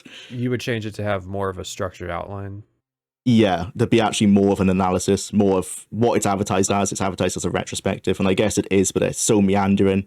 Well, you and have that it's kind section of all up over the front place. discussing kind of the development stuff, so I would say it did its job of paying lip service to the concept of a retrospective, because we have a track record of kind of making fun of the term retrospective. It's almost meaningless. Yeah. I always see it more as a documentary talking about the development of the game and then analyzing what possibly made the game perform as well as it did at that time, and being aware that it might not have aged well. So it's like, for like in the Arena video, I mentioned how Arena was seen as like a graphical looker. Like a lot of reviews mentioned how beautiful it was, and no one would say that even a year after Arena came out. Never mind now. So it's important to mention, like, this was actually a good looking game, even though it might not look like it. I actually respect that a lot, Jwlar. That one of my goals in my videos is trying to provide the feeling or the context of what this game was at the time. Because a lot of games get dismissed because, oh, this looks like a crappy 1996 game or whatever. And it's really hard to relay that feeling, but I feel that it's really important to kind of emphasize contextually that Arena was a perfectly good looking game at the time. Yeah, you have to put yourself into the mindset of like all these games that didn't exist. Like there was nothing. The best looking game at the time was Doom. So when Arena came out and it was almost the equivalent, oh wow, that's a really good looking game. And then 1 year later, of course, it looks terrible now. Ultima Underworld is better than Arena. Oh yeah, it is, and it came out like 4 years before as well, or 3 years before. Yeah. Well, I always use this example, just how crazy fast things were going in the 90s. Wolfenstein 3D came out in 1992, right? Yep. Same year Unreal? as Ultima Underworld as well. Yeah. Unreal came out in 1998. So if you look at the two, it's like, it looks like it's 20 years apart, but it was only 6. So like the 90s were crazy. We went from blocky wireframe, flat polygon, flat terrain to 3D accelerated Unreal Engine stuff within less than a decade. Went from fake 3D to fully 3D everything. Yeah. Wasn't that pretty much the era where discrete graphics cards became a thing? Yeah. The mid 90s, like mid to late 90s is when 3D acceleration was an option. Like you could play Unreal with that on software mode or direct 3D or Voodoo. Voodoo was the big alternative that eventually 3D FX. I lived through the time specifically where I played Quake and I couldn't see through the water. And then I got a 3D graphics card, a Voodoo 3, and I right afterward I ran a different program called GL Quake, which was the super kind, and you could see through the water. It was transparency. Ooh. Yeah, basically it turned a game into like the game sequel, basically, when you got a 3D card, and it was always a really awesome feeling because it ran faster, it looked smooth, like all the pixel, like Minecraft style pixely graphics became nice and smooth. You saw things that were shiny, see-through, Wait. more color. You mean they weren't selling that as a new version? Remastered. No, Quake was really interesting because you had regular Quake, then you had Wind Quake, then there was GL Quake, which was basically Wind Quake, but then it would run like your graphics accelerator card. Then they had Quake World, which was like the multiplayer hyper optimized version, and GL Quake World, and all of that was done by id Software for the cost of the original Quake. That's it. Like, wow. All of that, they just gave away all of those extra versions and features and stuff. I will say, though, if they could charge more, they would have, because I remember like Alone in the Dark came out in 1992, no voice acting. As soon as voice acting became more of a thing, when there was dedicated sound cards that could actually reproduce it immediately, brand new version. Of course, they couldn't update the old version because you can't just provide voice acting to an old game through like well, I guess they could have done an update. They could have sent out floppy disks to everyone. I guess that would be very difficult to do. So they did sell a new version. So I'm sure some companies might have tried it, but I'm not sure how many people would have bought it for just quality voice acting.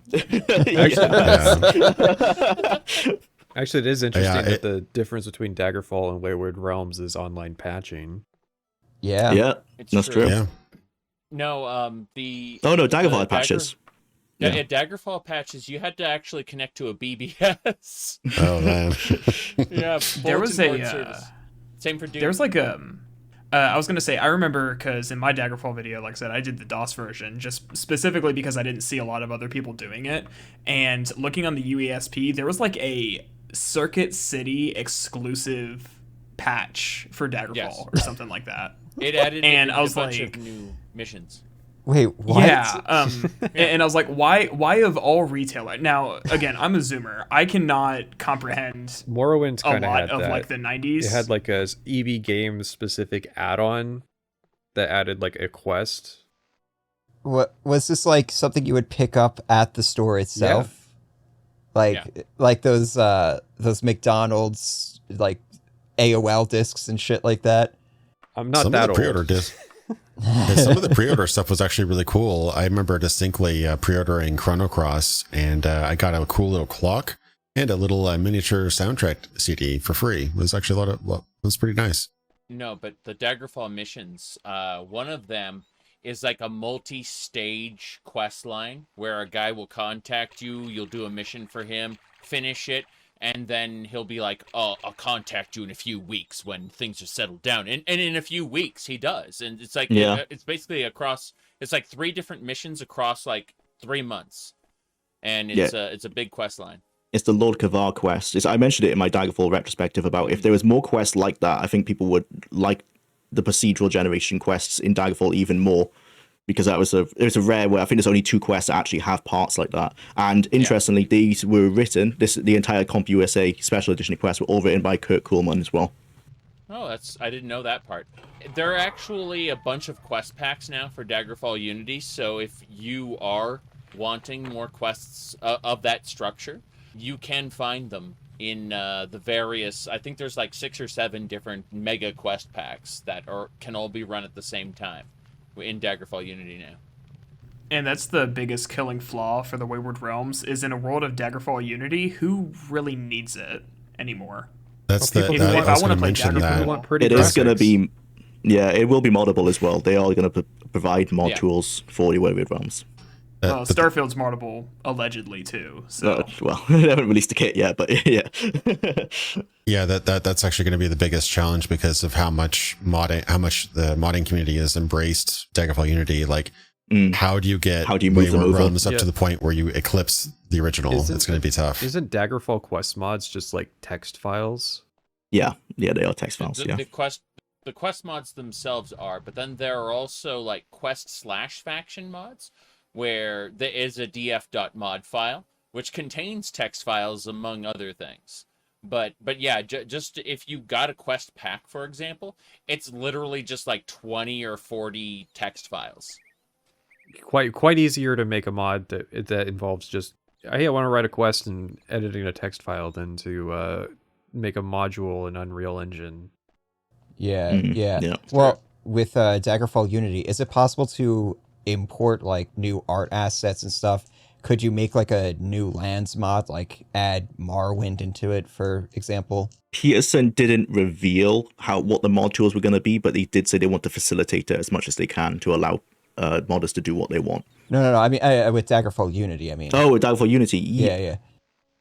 I'm not sure about land masses, but if you can change the current land masses. So I guess you could add stuff if you wanted. There is a guy working on like doing all of Tamriel, but they've had massive success right now in like taking the Isle of Bethany and restoring it to its demo form, for example. Like adding in all the content from the Bethany demo into the core game. So like they can take existing locations on the map and fully flesh them out.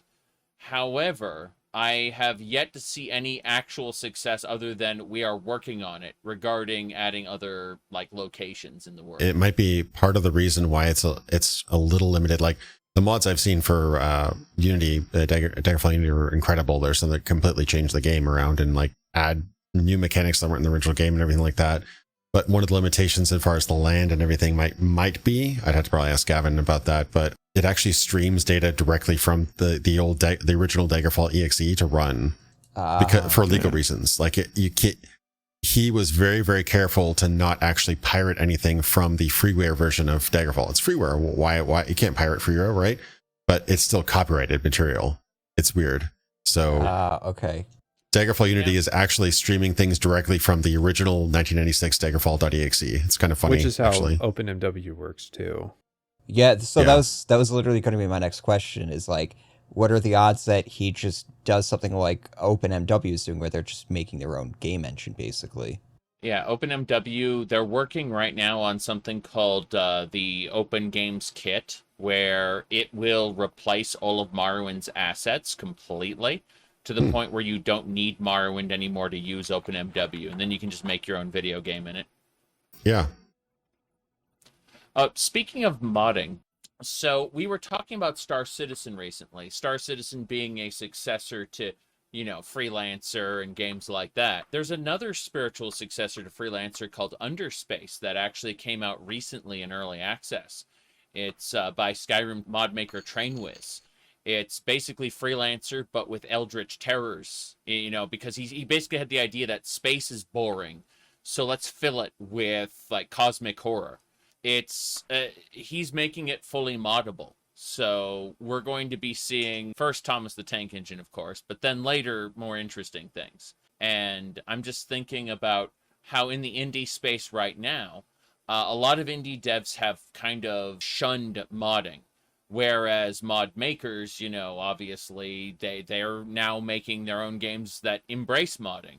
And it's kind of a back and forth. So what I'm just trying to get at is Wayward Realms is going to exist in a sea of games that are at present trying to support modding. Well, this is a discussion. This is a point that me and Pat were bringing up in our Starfield video, where it's like, what are the ingredients necessary for a game to even get a modding scene? Are these projects going to be able to, create that, get that sort of, because you do need like a certain critical mass. Otherwise, the scene dies. It's like esports, where you don't ever make an esports success. They're adopted. Yeah. They're never created. Yeah, exactly. 99% of esports focused games die horribly without ever forming a scene. Blizzard pumped tons of money into esports, and the moment they stopped pumping money into it, it died. Yeah. It seems like one of those things where it's like, if you, and I'm not a modder, so I'm speculating, but to me it feels like if I were a modder and a developer was like sort of in Starfield's case telling me to mod the game, I would feel the opposite incentive to do so, because it's like, I want to mod the games that I like to play because I want to insert certain mechanics or ideas into them. But in Starfield's case, it's like, oh, we're gonna leave like some of the canvas blank for you guys, and on paper it's like, oh yeah, the modders are gonna be all into that. But at this point, it's like, well, now I'm just finishing your game for free. Yes, that Right. was the point I brought up, was that it's not just entitled from Bethesda's perspective, but it's entitled from the consumer's perspective as well, to buy Starfield with the expectation that people are going to make mods in the future for it. The Starfield construction set has already been released to quote-unquote verified creators. They actually said this as a part of one of their update videos, that it had been sent out already. But we've sent out our beta toolkit to verified creators, so hopefully more information on that soon. And so, for those who don't know, verified creators are basically just contractors who will make paid mods and sell them on the instead of the Creation Club. They've unified the Creation Club and the Bethesda.net modding functionality. They've merged the two. So some mods will be free to download, and others will just have a price tag for Bethesda bucks. Yeah, and they'll be in the same menu, same place. So you'll just stumble across stuff that you can buy. They're using the Microsoft Partner Center framework underneath. Basically, the Minecraft Marketplace. They're using that functionality. Microsoft is what has brought the paid mods forward and allowed this whole system to work. They won't have to, they're not contracting people to make individual pieces of work anymore.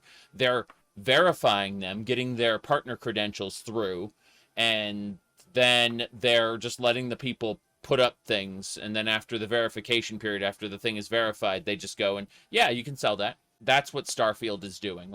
Before there is even one free mod that is officially endorsed on the Bethesda platform, there will be an offering of paid mods that are done through this creation kit that they've sent out now.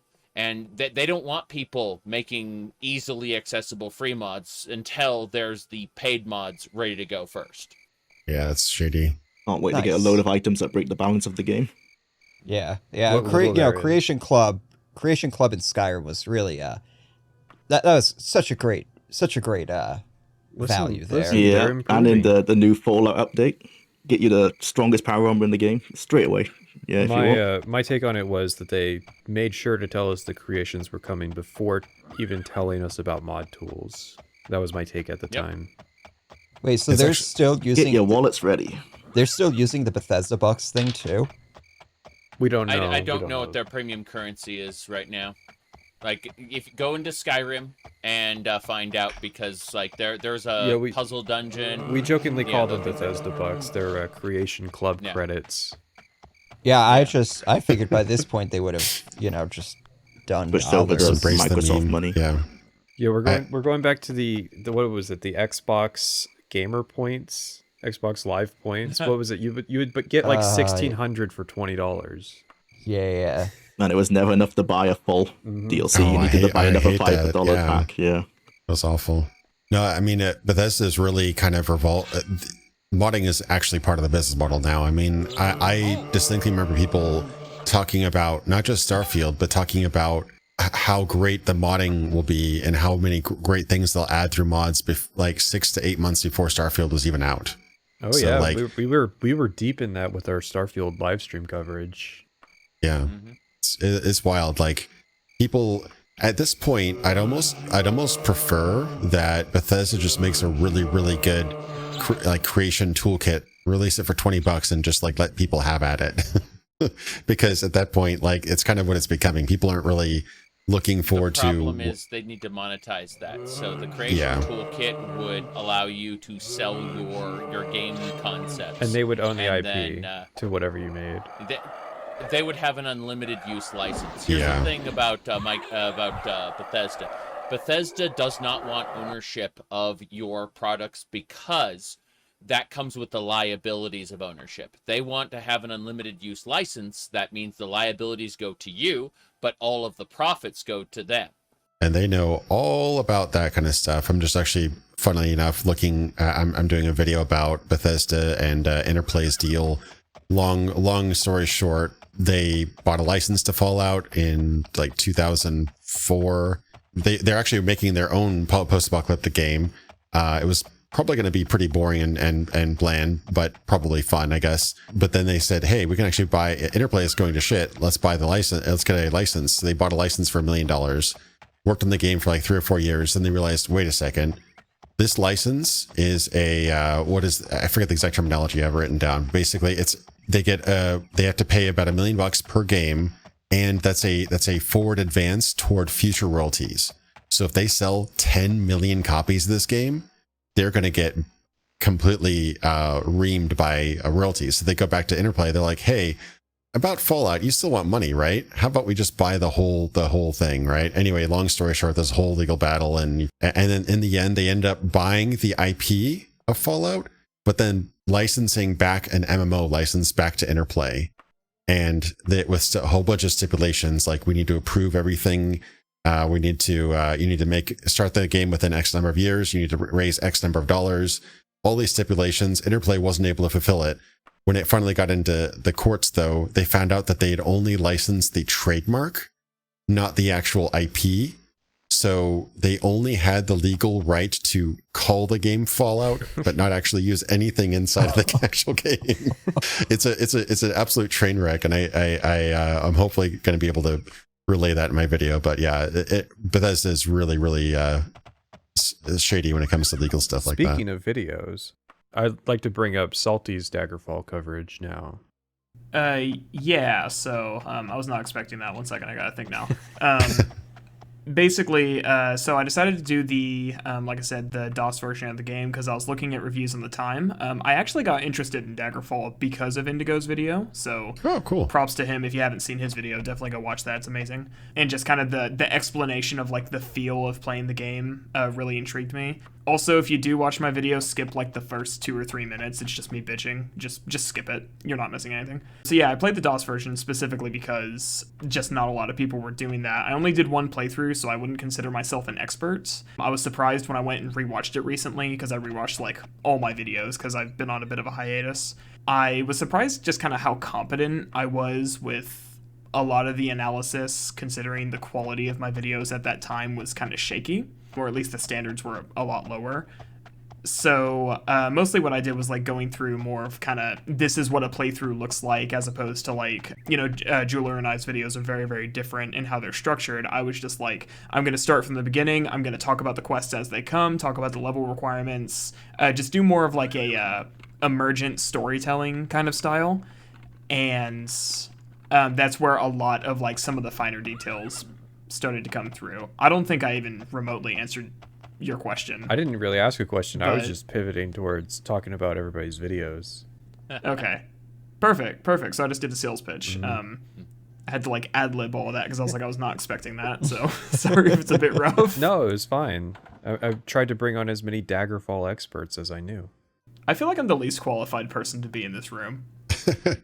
That would be I've forgotten a lot of what I learned. That would be private. I don't think he's played the game. I've never even played it. I'm just really... okay, actually, I can do that even better. I've barely played Morrowind. And the best part is the Morrowind he's played was mostly like TES 3MP. TES 3MP. Yeah. So let me ask this just to get some confidence. How many people here have been inside the Bethesda offices? Ooh. They probably have me banned already. I probably have a restraining order. Yeah. I don't think they know who you are. They know who Pat is. I don't think they know who you are. They know who I am, but if I turned up, I could just pretend to be somebody else. That's true. They have voice recognition software. Oh, true. That place is probably like Fort Knox. They have scanners that can like detect your DNA NDAs. Just had to flex that. Sorry about that. No, they've been lightening up on their NDAs as of Starfield. I find that the developers have been a lot more open about their discussions, in a post-Starfield world. It's interesting, right? Yeah, I saw the Bruce Nesmith and a couple others were doing interviews and stuff. You didn't usually see that outside of their normal PR stuff. I think they have to wait for the game to come out. It's definitely not a in perpetuity for the rest of your life. Don't ever talk about our game. But after you leave the company, they seem pretty open to letting you chat about it as long as the game is out. Okay. Yeah. Pete Hines We need you. P. Hines, come back.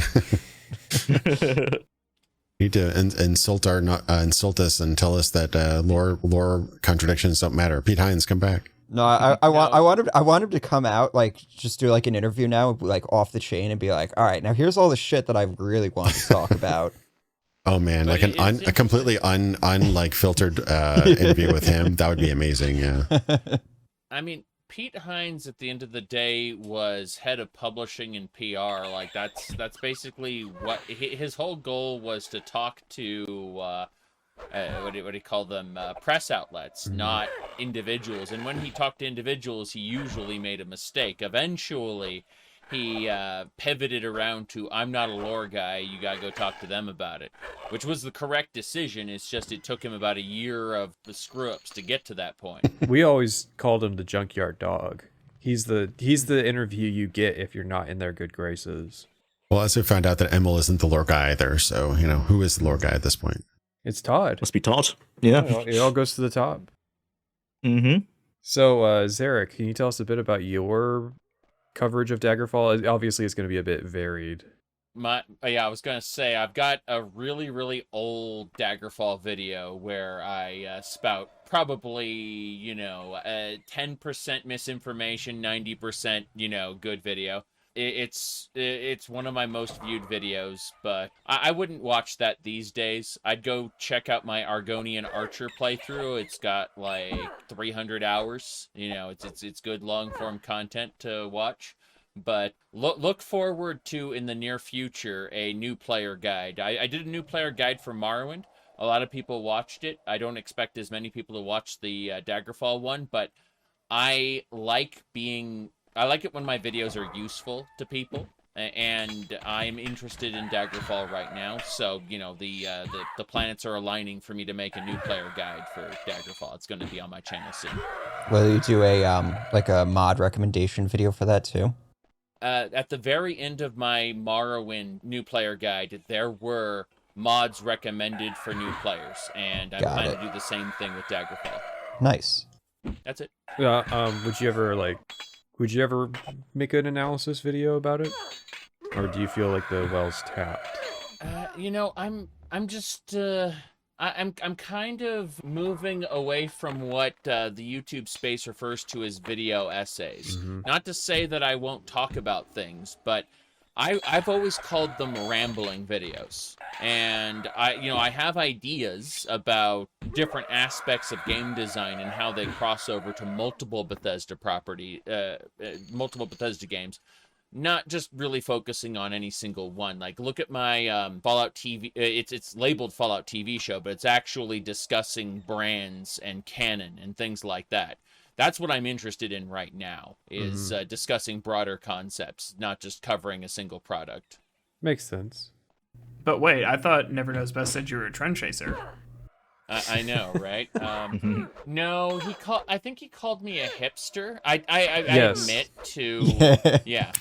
And I mean, that's accurate, because I do the things that a hipster does, but that's to imply that perspective's invalid. Yeah. Yeah. Well, you were basically just saying, I've known about this for a long time. It's hard for me to really hold any enmity against this guy that I've known to be the problem for a lot longer than most people. Yes, exactly. Indigo, what about your Daggerfall coverage? Yeah, well, I started pretty early on. I think my first year on YouTube, I just decided, like, that old game that nobody cares about? I'm going to do a video on it. I had no idea that, I think probably the oldest video that I know of about Daggerfall was from Razorfist. Zaric's video is older than mine as well. But at the time, I definitely wasn't the first, but there wasn't a whole lot of Daggerfall. Like, people didn't really talk about Daggerfall. It's like, Morrowind's great, Skyrim's great, whatever. That's the old one. It was another series, just like GTA, that started at number 3.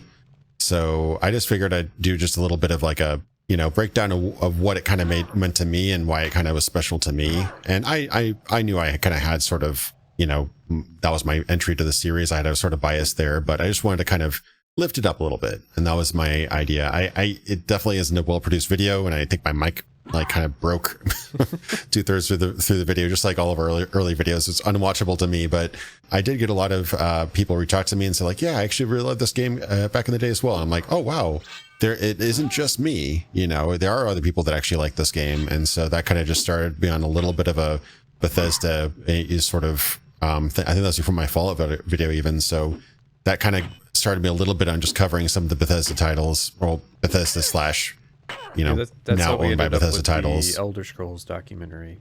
Yeah, and that was my kind of follow up to that. I had done the documentary after my interview with Julian, but before my interview with Ted. I think Ted saw my interview with I don't think he hadn't watched my Elder Scrolls video. He'd watched my interview.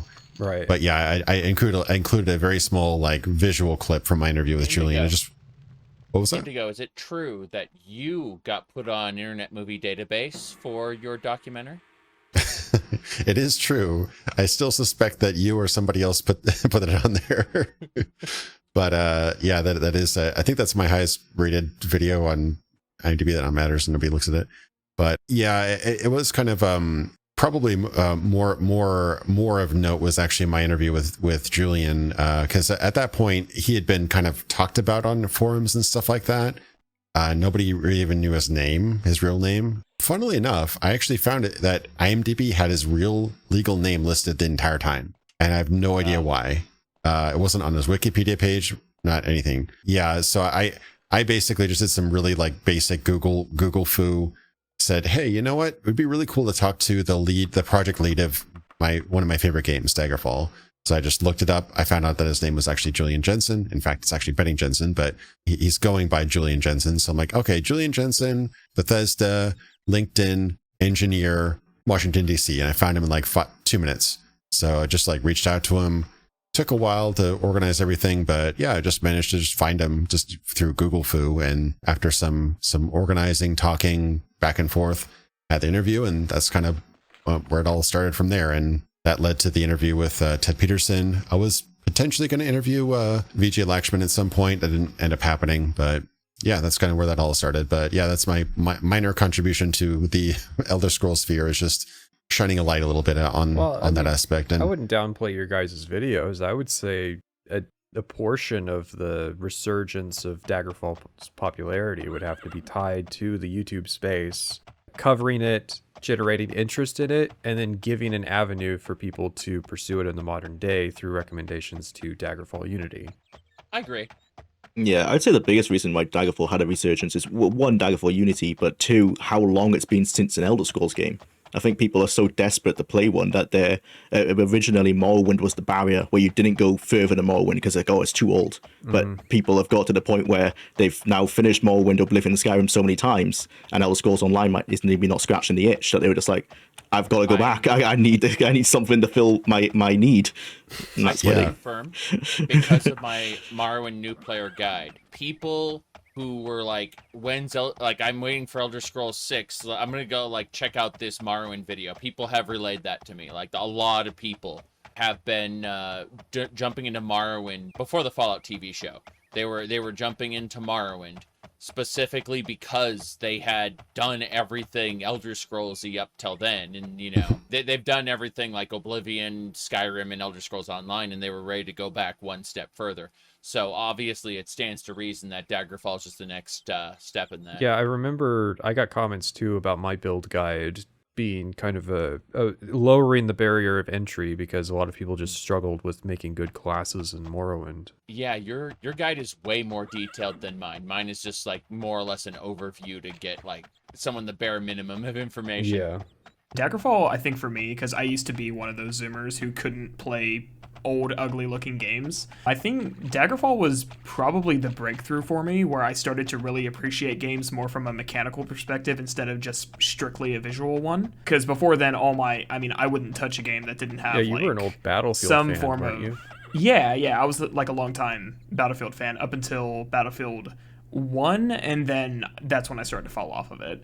So I think Daggerfall was really the game where I was like, oh, these RPG systems are really cool.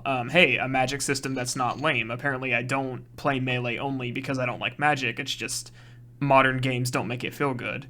And after that point, I was kind of able to branch out into a lot of older games that looked at least like pre-7th generation. So that was kind of really interesting for me. I think every Zoomer is going to have to, I cannot think of a clean way to say this. They're going to have that experience that kind of like expands their horizons. Well, yeah, that was how the film movement in the like 70s blew up. Was there was a lot of kids that were going back to watch old movies or foreign movies. They weren't watching what was new and coming out. They were going back to the classics and studying the fundamentals. Yeah, I was very much the same. Oh, go on, sorry. I know a couple comedians who got their start watching Red Skeleton. Like that's what inspired them to go into comedy, was watching the old greats, not necessarily, brand new stuff. That was exactly my experience with Daggerfall, same as you, Shrimp, where it let me get into other retro games. And that's kind of like, I think the way I'm pivoting my channel now is where I'm finding those older games, like generally like first entries into series that are now big. And the kind of my thesis on those videos is like, this game is overlooked most of the time because the sequel is better, but this entry still does offer a lot for fans that they shouldn't just say, oh, that's the old one, I don't need to play that, and just leave it in the dust. Like, it's still worth going back. That's exactly what I'm doing with Diablo I. I feel a lot of people who are massive fans of Diablo 2 have not even looked at Diablo 1, and fair enough, because Diablo 2 is mechanically stronger in most areas, but Diablo 1 still has a lot to offer, generally in how it's like such a concise game as well. Daggerfall is older than I am, but I have a connection with these old games because when I was growing up, we were just poor. So those old games were what was new in the mid to late 2000s. Yeah, you could get games like older games on the store shelves back then still, and at like Walmart or whatever. Like I have a photo. I did it for my Diablo 3 breakdown video. That there's a Diablo battle chest right next to Diablo 3's like expansion pack. Still after all those years. Yeah, I remember seeing those battle chests last a long time on Walmart shelves. Yeah, Walmart. So, that's where I got my last version of it. Yeah. You said you were playing Diablo 1 right now? I'm making a retrospective on it. It's about 9 hours at the moment. Oh my god! Oh, yeah. I like Diablo is one of those franchises I'm sleeping on right now because like I've played extensively, but I'm sleeping on right now because I've got like too much on my plate. But I am like a mod enthusiast when it comes to Diablo 1. There are 3 main ways to go with Diablo 1. Unfortunately, like there's a lot of people who are going to play the base game, which is unfortunate considering the Devolution X engine. Devolution X, yeah, that is Daggerfall Unity, but for Diablo, essentially. Yeah, if you want something that is more core to the to the original intended experience, you go with Devolution X. However, the original engine has alternatives. There's one called Beelzebub, which backports a ton of Diablo 2 features like waypoints and things like that into Diablo 1. All kind like your stash, all kinds of features. Beelzebub makes the game harder as well. Then there's the other side called the hardcore side. Yeah, that is. Yeah, I've been playing that. Oh man, there are 24 new classes for the Hell 2, as well as mutators to change how the game works. My God, there is just so much available in Diablo modding space. It is. That's a big chunk of the actual retrospective. I think a good hour of it is just talking about the mods and how much they vary the game itself, that you can get so much out of this game. Yeah, Diablo's interesting because I've never been interested in it and I've never played it, but I did pick up. So I have a thing with certain indie games on like a second YouTube channel I have specifically for following like game music artists. There's a record company called Black Screen Recordings, I think they are, and I will sometimes pick up an indie game through the soundtrack. That's how I really got into Hollow Knight and Rain World, stuff like that. There's a Diablo inspired action RPG called Undungeon. I tried to pick that up and I just could not, for the life of me, like understand how to play it. And I was thinking the entire time, I was like, there's absolutely no way I can play Diablo 1 or 2 if this game is filtering me. And I don't think I got very far into it because I just started getting overwhelmed with like the number of different like loot and items you can really get that are pretty much the same but have different stats. It's also something whenever my friend forces me to play Genshin, I get kind of similarly overwhelmed with just the sheer amount of crap that you get. Well, that's the good thing about Diablo 1 is that it's incredibly simple compared to like any other Diablo clone after it. Most Diablo clones are based on Diablo 2, which, yeah, Diablo 2 is when they added in that complexity. Diablo 1 is an incredibly simple game that most people can get through within like 8 hours, I would say. And you can do just a warrior build. You will have some difficulty in the lower levels of the dungeon because the warrior does struggle in that regard. But it's literally just clicking on things. And you don't really have to worry so much about your loot because the quest items are generally better than the actual random loot you'll find on like a normal playthrough if you're just playing a single player game. So you just do the quests that the game gives you. You get the quest loot. You just keep clicking on things until they die, popping your health potions, and you can get through the game in about 8 to 10 hours. And you can get a lot more fun out of it if you play Sorcerer and do some fun things with that. And the multiplayer is where the game came into its own, really. But yeah, a single player game, incredibly simple. Diablo, I think, is if you want to learn the basics of an ARPG, that's where you go. It essentially rebirthed the ARPG genre. Well, if he had a phone, couldn't he try Diablo Immortal? Oh, that one is actually like what you were saying. That has everything thrown at you over and over. If you So hate complex. yourself, maybe. Yeah. I'm confident Diablo Immortal is, up until the Library of Zoltan Kulle, it is a truer, more faithful sequel to Diablo 2 than Diablo 3 is. And then it jumps off a fucking cliff. Aside from the monetization, though, obviously the monetization. Okay, yeah. so as soon as you get back from fighting the bloody countess who's been revived due to the world stone shards, which is a great having Tyrael shatter the world stone and then having the world stone shards create their own little pocket dimensions. That's a cool idea. Yeah, wasn't that actually an Ultima Online thing? Yes, but that's Ultima Online itself. Like the different servers for Ultima Online are shards. They're canonical pieces Blizzard of the stealing from Ultima Online. but yeah. So point is though that the different the effects of Tyrael shattering the world stone. He said the world will change. I don't know for the better or worse. The world may still be destroyed. You know, Tyrael gave this speech before he blew up the world stone at the end of Diablo 2. And that is exactly what you deal with in Diablo Immortal until they introduce this discount Diablo named Skarn who wants to make the humans into demons. And that's his thing, and that just it completely takes over the main quest. But I still remember the exact point in Diablo Immortal when it broke as a story. See, what happened is it was voice acted through up until one point where Deckard Cain suddenly has unvoiced dialogue talking about a lucrative opportunity. I mean, Zaric, I'm usually like one for one, like on your side with the arguments, but it just sounds, you know what it sounds like? It sounds like you don't have phones to me. I don't know. Yes. But the moment he started talking about that lucrative opportunity, you go talk to Charcy and she opens an Elder Rift for you, which is the loot boxes. Oh, God. And nice. it's just, like everything before that is voice acted. Then it's unvoiced, teaching you about the monetization. Then all of a sudden, as soon as you finish with your Elder Rift and go back to Deckard Cain, his voice acting resumes and he's talking about the main quest again. It's, Like Michael Gow was just too embarrassed to do that dialogue, I guess. I don't know. Yeah. At least like Blizzard was like self-aware enough to realize how fucking tacky it would have been to have the voice actor do that.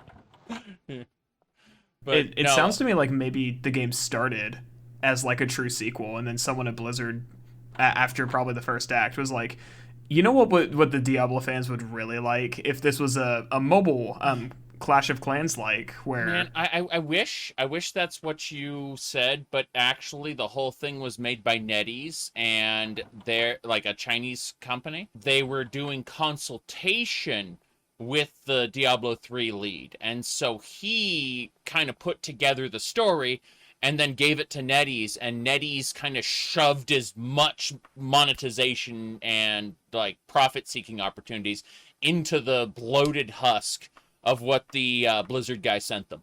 But So they must I think there was they must have had a really generous profit share then. Yeah. I think it kind of evolved too, because I think it was going to be like 100% NetEase. Like it was just going to be a reskin of their other games. They've done other Diablo clones, and ironically, they hired a Chinese Diablo clone dev to just make another Diablo mobile game. I think it did shift over to be more of a partial in-house game at Blizzard, though, if I recall. I know that. I mean, what's his name? The Don't You Have Phones guy? I forget his name at this point. Yeah. He was actually like very much involved in the design and everything. And that's the stupid thing is that if you divorce it from all that monetization, it is actually a pretty good game. From all reports I've heard, it's actually a pretty good ARPG, especially considering the limitations of a mobile game.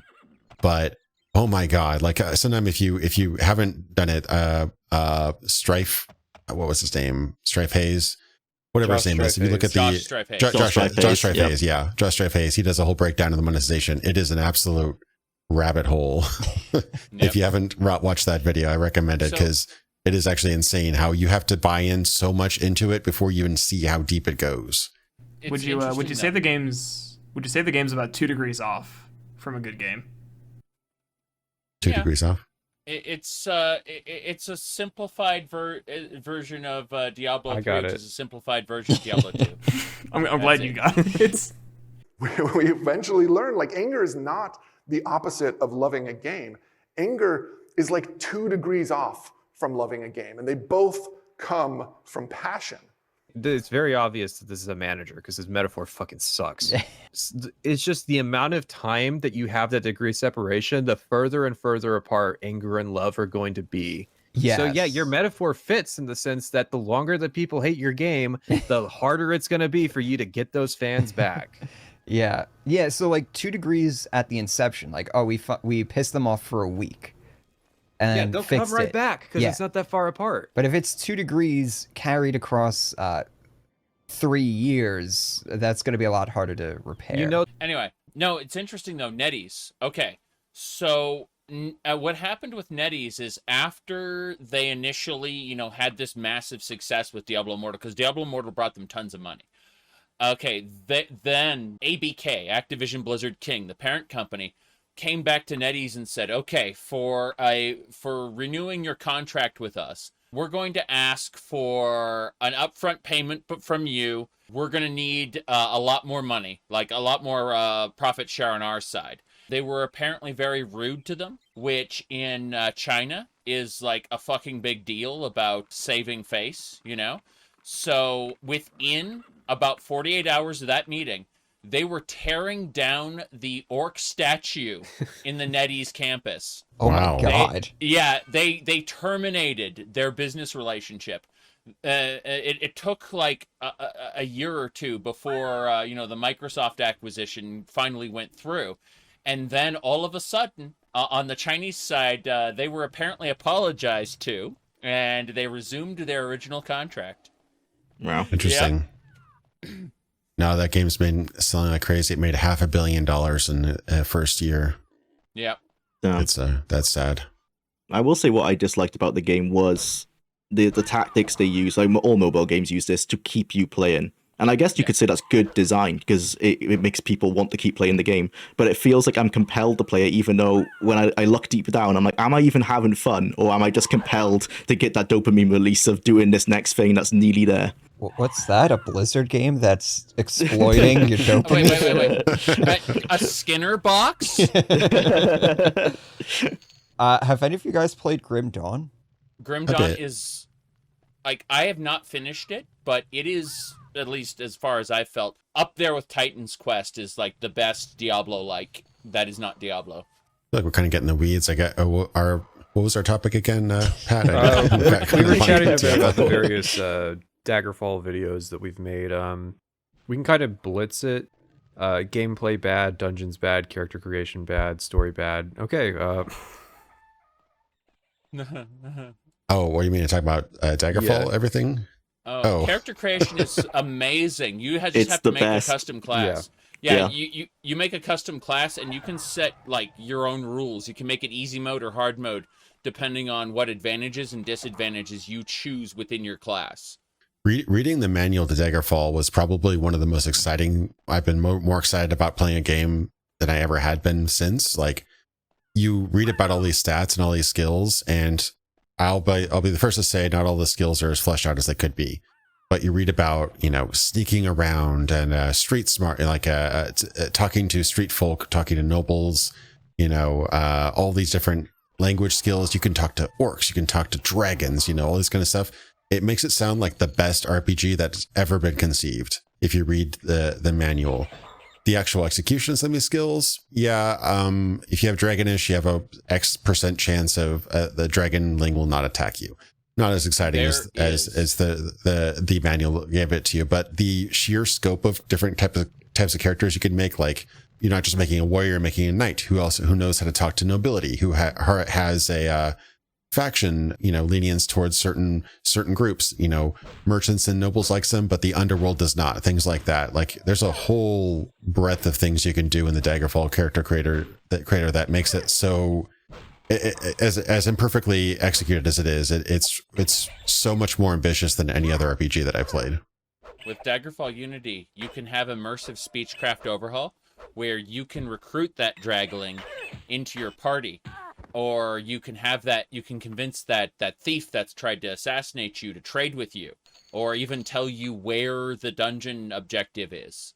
Like the mods have just taken that, great. that concept and just ran with it. I'm just trying to say, if Daggerfall is a template, then the mods have really expanded on that and allowed it to come closer to its full potential.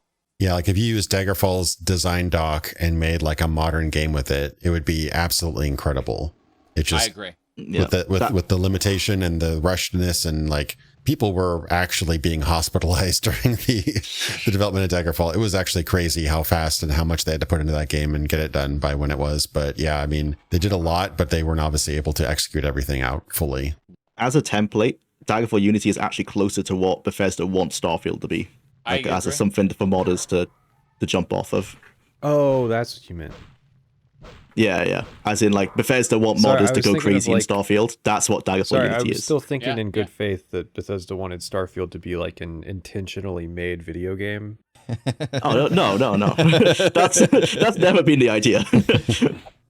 Yeah, Daggerfall's leveling system is probably I haven't played any of the Ultima games or any mods or anything, but in a pure, like, traditional video game sense, it's kind of the closest thing you get to like a tabletop D&D character creator, just with the sheer amount of options. Just don't be like me, just take swimming somewhere in your skills unless you want to use levitate underwater with water breathing.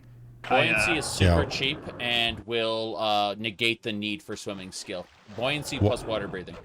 Yeah, water walking too, but there's so many different options.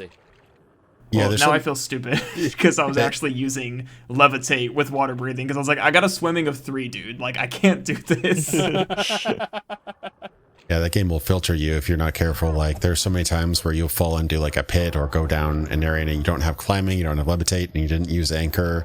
You didn't even take anchor as a spell. And you're like, I cannot get out of this dungeon, and there's no fast travel. There's no rope function to take me back to the entrance. I am doomed. How accessible is it as a I want to do everything type of player? Can you eventually get around to, like, say you dump swimming, bringing it back up? You can train the skills by just like swimming into a corner endlessly and sleeping to level it. You can also talk to trainers and yeah. You can do everything. I mean, like, the real issue is that you can't join every knighthood. You can only join one. And you can't join every religion. You can only do one. And you kind of need to know in advance what those religions offer, because you might get locked out of, say, alchemy, because the religion that you want to use, doesn't have it. I guess the Dark Brotherhood could handle that for you. But the point is that you can do all the prime factions, but then the religions and knighthoods, you have to pick one. Right. I meant more from a gameplay sense of you can do everything, an all-rounder absolutely. build. Yeah, it does take a lot longer, but you can do it. I'm obsessed with the magic swordsman archetype in video games, and this lends it very well to doing all the things, because I can, I make sure to have utility magic along with self-healing and just a good melee weapon. And so I can confirm, having done that you can do everything. And the way that it works is that basically you, if you've not played, which most of us in here have played, but like your primary skills, you get the biggest bonus to, but those also become the primary methods in which you level up. You level up by leveling up your primary and your major skills, I believe. Zaric, you can correct me, or Jwlar, correct me if I'm wrong. But basically, so the skills you get the most bonus to, you better use them, because if you get a big bonus to archery but you never use bows, you're gonna have a hard time leveling. You could actually make like a character who levels up purely through like running around, climbing, jumping, and swimming. You could make like an athlete character who levels up purely through that. It's actually really funny. And you can also make really, really terrible builds that way too. So it's not all languages. Yeah. The athleticism trait is actually in the advantages or disadvantages, and that will reduce the amount of fatigue you lose by doing these things. Unlike Morrowind, by the way, fatigue in Daggerfall is how like awake you are for the whole day. Yeah. So you don't lose your fatigue by sprinting for 5 seconds. Rather, when you run out of fatigue, you will pass out. And if you pass out in front of an enemy, you are assumed killed. So you got to be very careful with how you manage your fatigue. Cue Daggerfall death animate or death cutscene that you see a million times.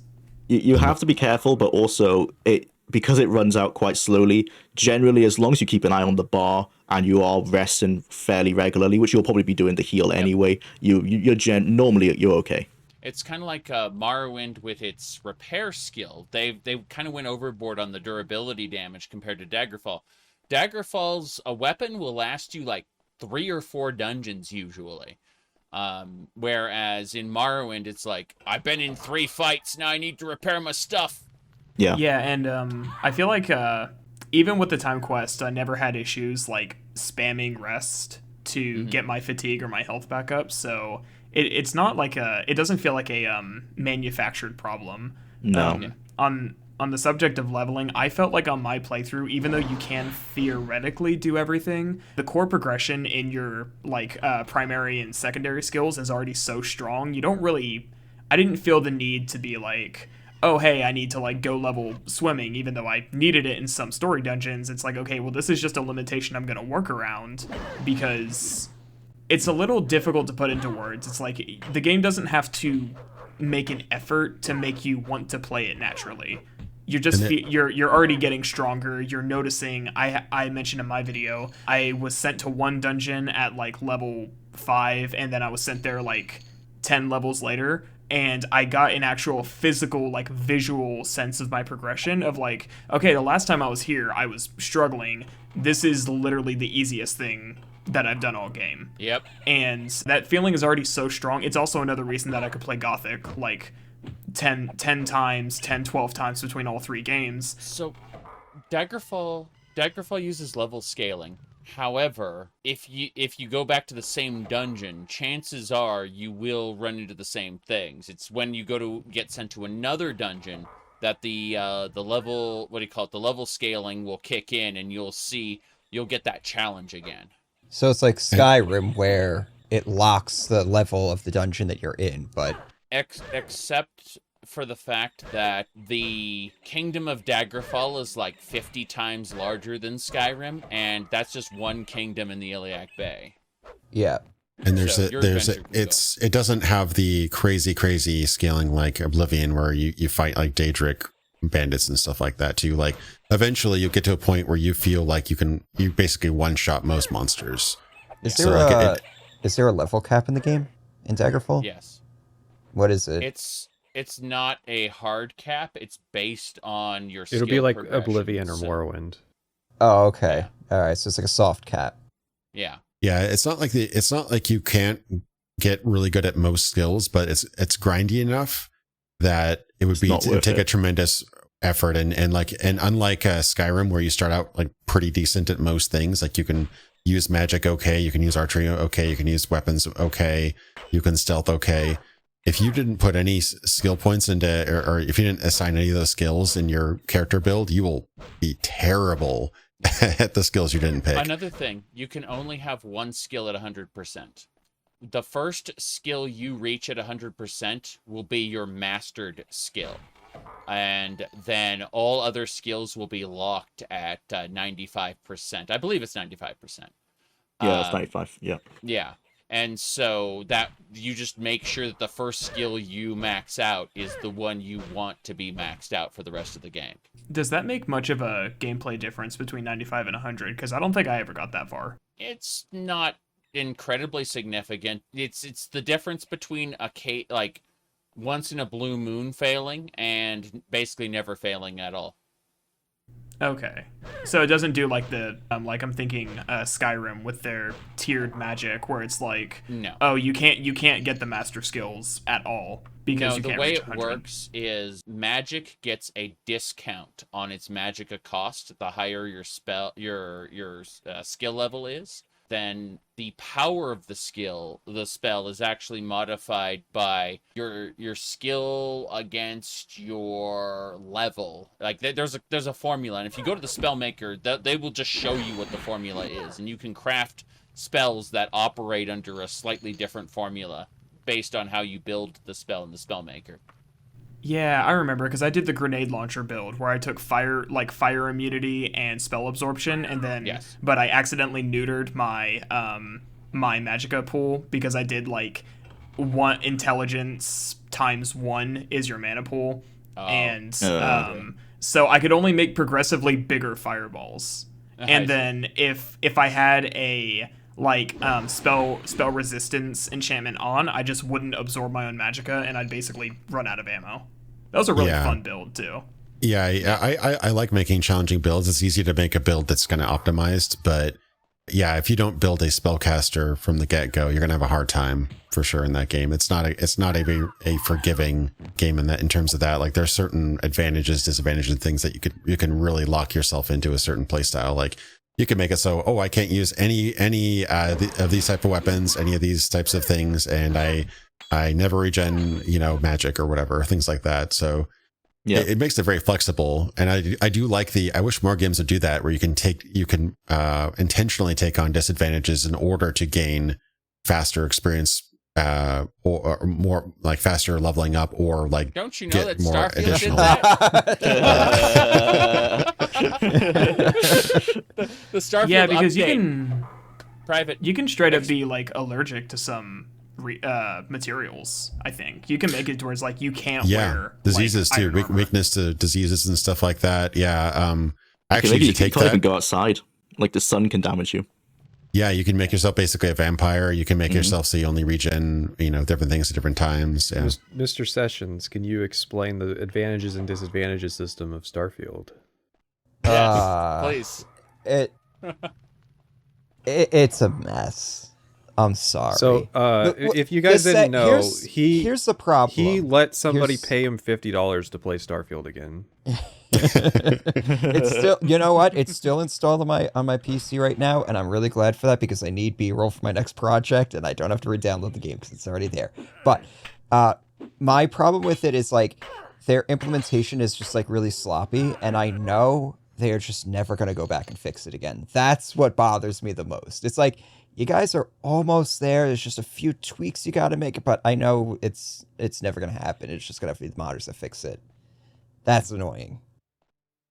But your Starfield video is so hard to watch, not because it's bad, but because you can feel the pain of having to talk about that game. Like it comes through just like in, I don't know what it is. It's just got that aura amongst it. It's like he does not want to talk about this at length. Like this is something he committed to. You can watch my Starfield playthrough. I actually have a playlist to the entire playthrough, beginning to end. You can see where I go from enthusiastic, which is most of the playthrough, to the point where you go aboard the Starborn vessel and they reveal who the Starborn are, and that sucked out all of my enthusiasm. That immediately just killed it. Who was there waiting for you? Who was Sarah Morgan. Man, I did like 30 levels, so I got gifted Starfield for free. That's a white elephant gift right there, if I ever heard one. And it's on the Microsoft Store, so it's not even on Steam because she couldn't get me a Steam copy. And I was enjoying it. I think writing wise, I know you guys tore into the writing in Starfield compared to Fallout 4, which is where most of my comparisons went. Starfield is very well written because it at least makes some degree of sense. It's like, okay, I'm understanding Hold on why a second. you did this. As a world, it is actually the worst writing Bethesda has ever done. However, compartmentalized, the individual character writing is the best Bethesda has ever done. And that's because they hired Chris Takahashi to do the characters. And then the rest of it was Emil Pagliarulo slop. Right, yeah, because they had like a dedicated character writer this time around for the companions and stuff like that. But yeah, it's just like the world completely falls apart once. Like, if they didn't have the time traveling multiverse thing, it would have been a lot better. But once you throw that in there, it falls apart. And even just as like, oh my god, and just as a narrative aspect, right? New Game Plus is fine. I like that part of the gameplay. It's trying to explain it that just broke everything. Yeah, the thing with Starfield's world that I like is it's so difficult just going through it not to see where they got their ideas from. So it's like, oh, Rebel faction uses mechs and fights against supposed overlords, Titanfall. Oh, there's these weird aliens that like come out of nowhere and they're super deadly and kill everybody. That's probably what are they called from Warhammer? Oh, not Xenomorph, the Tyranids. Tyranids? Yeah, so it's like, okay, that's where they got that. And then as you go through it, the more, and of course the whole, I didn't do the whichever Ryujin quest line. It's like, okay, that's cyberpunk. And the more you play, the more you just start to like peel back the layers and you're like, what did Starfield do that is literally just from this game? Original? Oh, it's a shipbuilder. Yeah, the thing that they outsourced to the Dallas team. Yeah. Man, I've played a freaking game. I don't remember what it's called. It's like not Space Engineers. It was a multiplayer game where you build your own like little rover / mech / whatever with blocks, and then you put guns on it. It was like a PvP game. The shipbuilder in Starfield felt like a much worse version of that. Yeah, where it took me so long. No. It's like, it's why? Not crazy, what do you mean but for a Bethesda game having that level of like impact on the world of getting to customize a ship and it having mechanical implications, that's kind of the strong suit of it.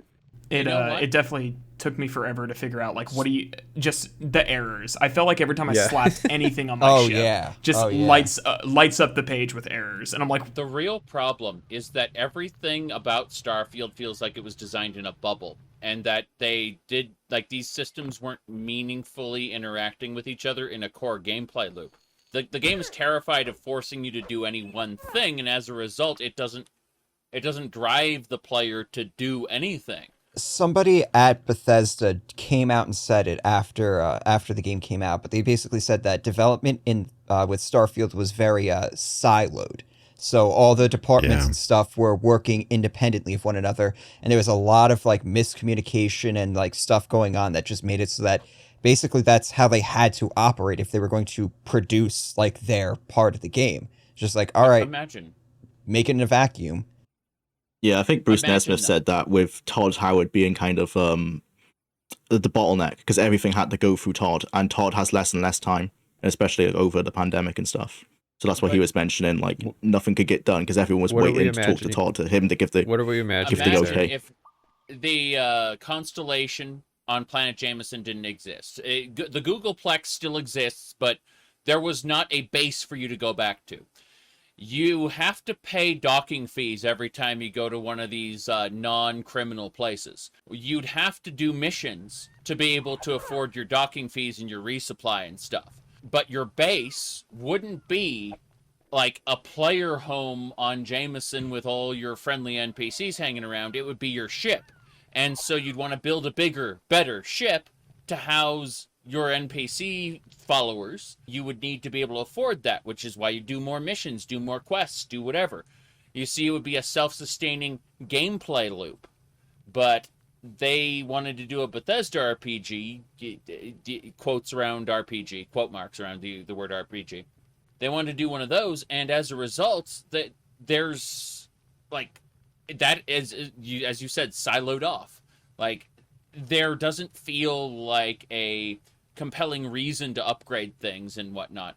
I mean, I'm in the middle of No Man's Sky right now, and I am doing salvage missions because I want to get the parts to upgrade my capital ship so that I can build new rooms which will support more activities on the capital ship and translate into better exploration, because I need to be able to bring my capital ship into higher tiered systems. How do you do that? Better warp drive. How do you do that? You need more of those modules. Got to do more salvage missions. The game drives me to do activities in order to be able to progress, and I don't feel that from Starfield. I do not feel like the game is guiding me in any way. And in the case of No Man's Sky, that's just the freighter aspect, right? Because you also have, like, if you're building on bases, then you get pushed down a whole different other pipeline. Yep. They now have custom ship building in No Man's Sky, just like your regular ship. You go find a salvaged wreck, repair the engines, repair the jump drive, go over to a space station where you can deconstruct it and get a module. And 4 modules plus a core, you can make a custom spaceship of your own design. You guys aren't being generous enough, you know. Hello Games, they're this big company, and Bethesda's just a small indie team. It's Todd and Emil, and they're just hanging out, making No Man's Sky is Sony money. Instant hit. It was an instant hit. They weren't getting death threats or anything. They were in the news every day. They didn't have a huge flood that destroyed like their whole office halfway into developing the game or anything. It was just smooth sailing. They were sued by Sky TV because of the trademark. I bought No Man's Sky at release, and I know everyone says the game is better, but every time I go back to play it, I still feel that foundation that was there on release, and something about that just turns me off to it. I cannot play the game. There are still annoyances that are from day one. I played it on day one as well, like just having to hold down a button on everything. I know you can mod that out. You can mod that out, but I think but like that's just a weird little bit of friction for every single action that I don't know. It's just like little things like that. It's a lot better, but still. I'd have been more forgiving to it if it hadn't crashed every 60 to 90 minutes. In the you had that weird issue where it was just crashing after a patch or something, right? Yeah, there was like a specific version that affected a number of people with just random crashes. So weird. But even then, you compare like Zaric was saying, just everything you do in No Man's Sky naturally to Starfield, where the reason I fell off of it is it feels like a gameplay treadmill of it. It kind of felt like the first 2 or 3 hours of every Fallout New Vegas run I did, where I got to get my build off the ground, except it was 30 hours of I got to level this up so I can get this next skill point, so I can get this, so I can get my build off the ground, but your build doesn't ever get off the ground, so you're just like, wait, do I seriously need this entire perk sheet, like all of it, to experience anything? When you get the ability to make a Class C or use a Class C ship, and you have all of the skill points you have, at that point, because there's no content to support it, you've just kind of won the game, and outside of completing quests, you just shouldn't play it anymore. You're done. I used to think that I liked the ship system in the game until I realized that getting to Class C, quote unquote, was me slapping the highest powered generator on my fighter and then just tanking every shot and one-shotting everybody. And that was the dopamine rush for a couple hours, where I was like, oh man, this is great because I'm not engaging with the freaking stupid ship battles anymore. I'm just face tanking everything. It's barely hitting my shields, and I'm killing them in one shot. Yeah, I got so checked out with that game because when I saw the direct and everything, they were talking about, hiring crew members and stuff, and I was like, cool, I'm just gonna play this like a ship captain.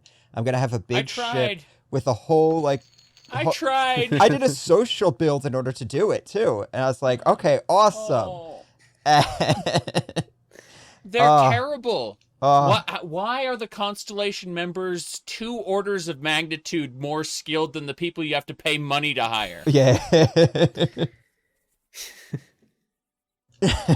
And just to tying that back to our first topic, like I think that's the real thing that Wayward Realms could offer, and I think in some ways Daggerfall offers over than just like purely randomized kind of like sandbox games, is that it offers some sort of higher purpose. Like, is there a story? Is there a quest? Is there something at the end that you're working to that isn't just like the better sword, the better ship, the better this, the better that, or building this to build that so that I can get enough of this to get enough of that.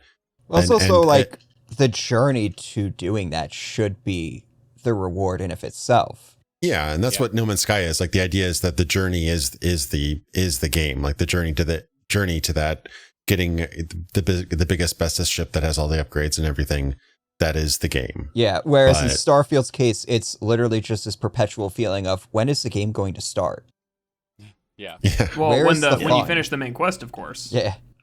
Yeah, you gotta when you hit new game 10 Yeah. is where you start the game, and then by the time you get to go out new game 100, you finally finished it. So true. I would forgive all of Starfield's faults if they just had procedurally generated dungeons where, like, there'd be different. Now, you don't even have to change like the overall level design.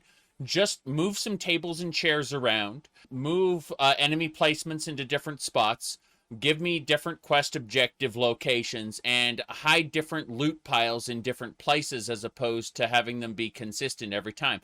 Give me like the most basic feeling that this is a different cryolab. I can headcanon it. Well, it's they like 3D printed these buildings. Yeah, okay? exactly. That's actually the law as well. The law is that they are 3D printed buildings, basically. With the corpses already placed. It just give me the procedurally generated dungeons, and I would have played it triple the amount of time I played it. But as it stands, I ran out of content. The lack of procedural dungeons was weird. The lack of more than 50 dungeons was even weirder. Yeah. It's weird because they went all in and like, oh yeah, people are talking about Daggerfall, proc gen is popular, maybe we can make this work, but they like didn't commit enough. Like, they were still too afraid to like actually make random unpredictable content. No. Yeah. You're getting it wrong. The reason people didn't like Starfield is because it was too different. All right. Oh, it's too different. Yeah.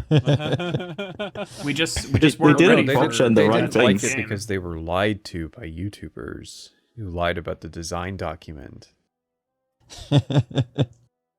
No one plays Daggerfall for the procedurally generated landscape. It's for the dungeons and the gameplay. No one's running around the landscape being like, "Oh my god, I can't believe this was made by a computer." Yeah, it seems like in Starfield, that's what they want you to think as you run past your 20th rock. That's the same as the last one. I gave a good faith 3 hours of planetary exploration nonstop, and when I found nothing after that, I was like, I can only zen out to this for so long before I need to go do something else. The most fun I had exploring was when I put on a different game's soundtrack. Doom Eternal? Yeah, you said you turned on Ocho's soundtrack. Yeah. Oh, nice. Yeah. I don't remember what the most fun I had exploring in Starfield was. When you finally finish scanning the planet and you've done with it. When you I think when I uninstalled the game. You didn't have to play that dog shit game when anymore. I finally found the uninstall button. I found a terramorph in a cave, and I'd yet to have done the UC quest line, and that was a pretty cool moment. Unfortunately, that is a once-in-a-lifetime moment. It can never be had again, because I know what terramorphs are now. Mm-hmm. And, I was so convinced that they were going to go the route where terramorphs were literally just gene stealers from 40K, where they infect people on planets, and then those people turn into them. That makes so much more sense. Too much. They telegraphed the heat leeches too much. It was the second quest I had figured it out. I didn't really figure it out, but I also wasn't playing very attentively, and I'm also, in all honesty, just not smart when it comes to picking up on that stuff.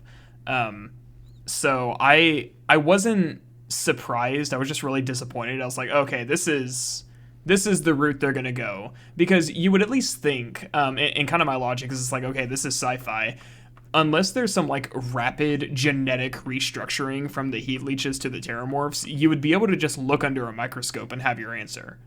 Yep. It's like, these are kind of genetically similar. Let's look into that. So, but without some sort of explanation, which is how you know they didn't actually think about that, I I couldn't see it coming because it was too obvious of an answer.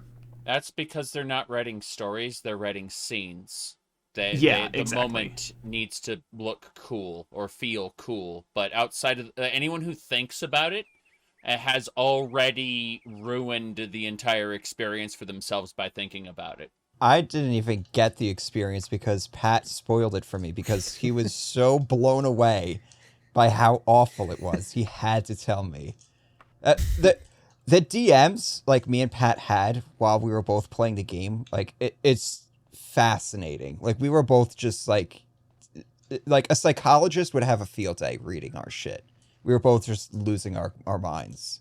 I don't think either of you got the real kind of gameplay experience for that final boss for that quest line either, because you were both so over leveled. What now you probably know what happens, but like for anyone watching, what's supposed to happen is you're fighting this like massive giant terramorph, and it's so tanky that you can do like no damage to it, and then a bunch of other, like, because they're supposed to have like those mind control abilities, a bunch of other mobs come up and start helping you after you shut down these broadcast signals.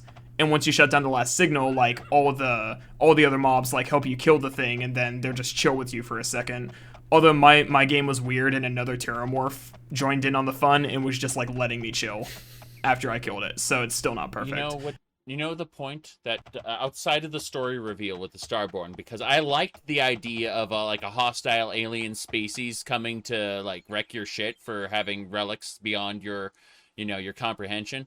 I like that idea. It's just, the reveal disappointed me. But outside of the story, mechanically, my disappointment came in the Aquila City questline when they had me go hunt a guy down who had his own like private army, and the dialogue led me to believe I was going to be able to arrest him because that like you're a lawman now, you're part of the Rangers, you're going to arrest the guy, like I'm going to bring him in.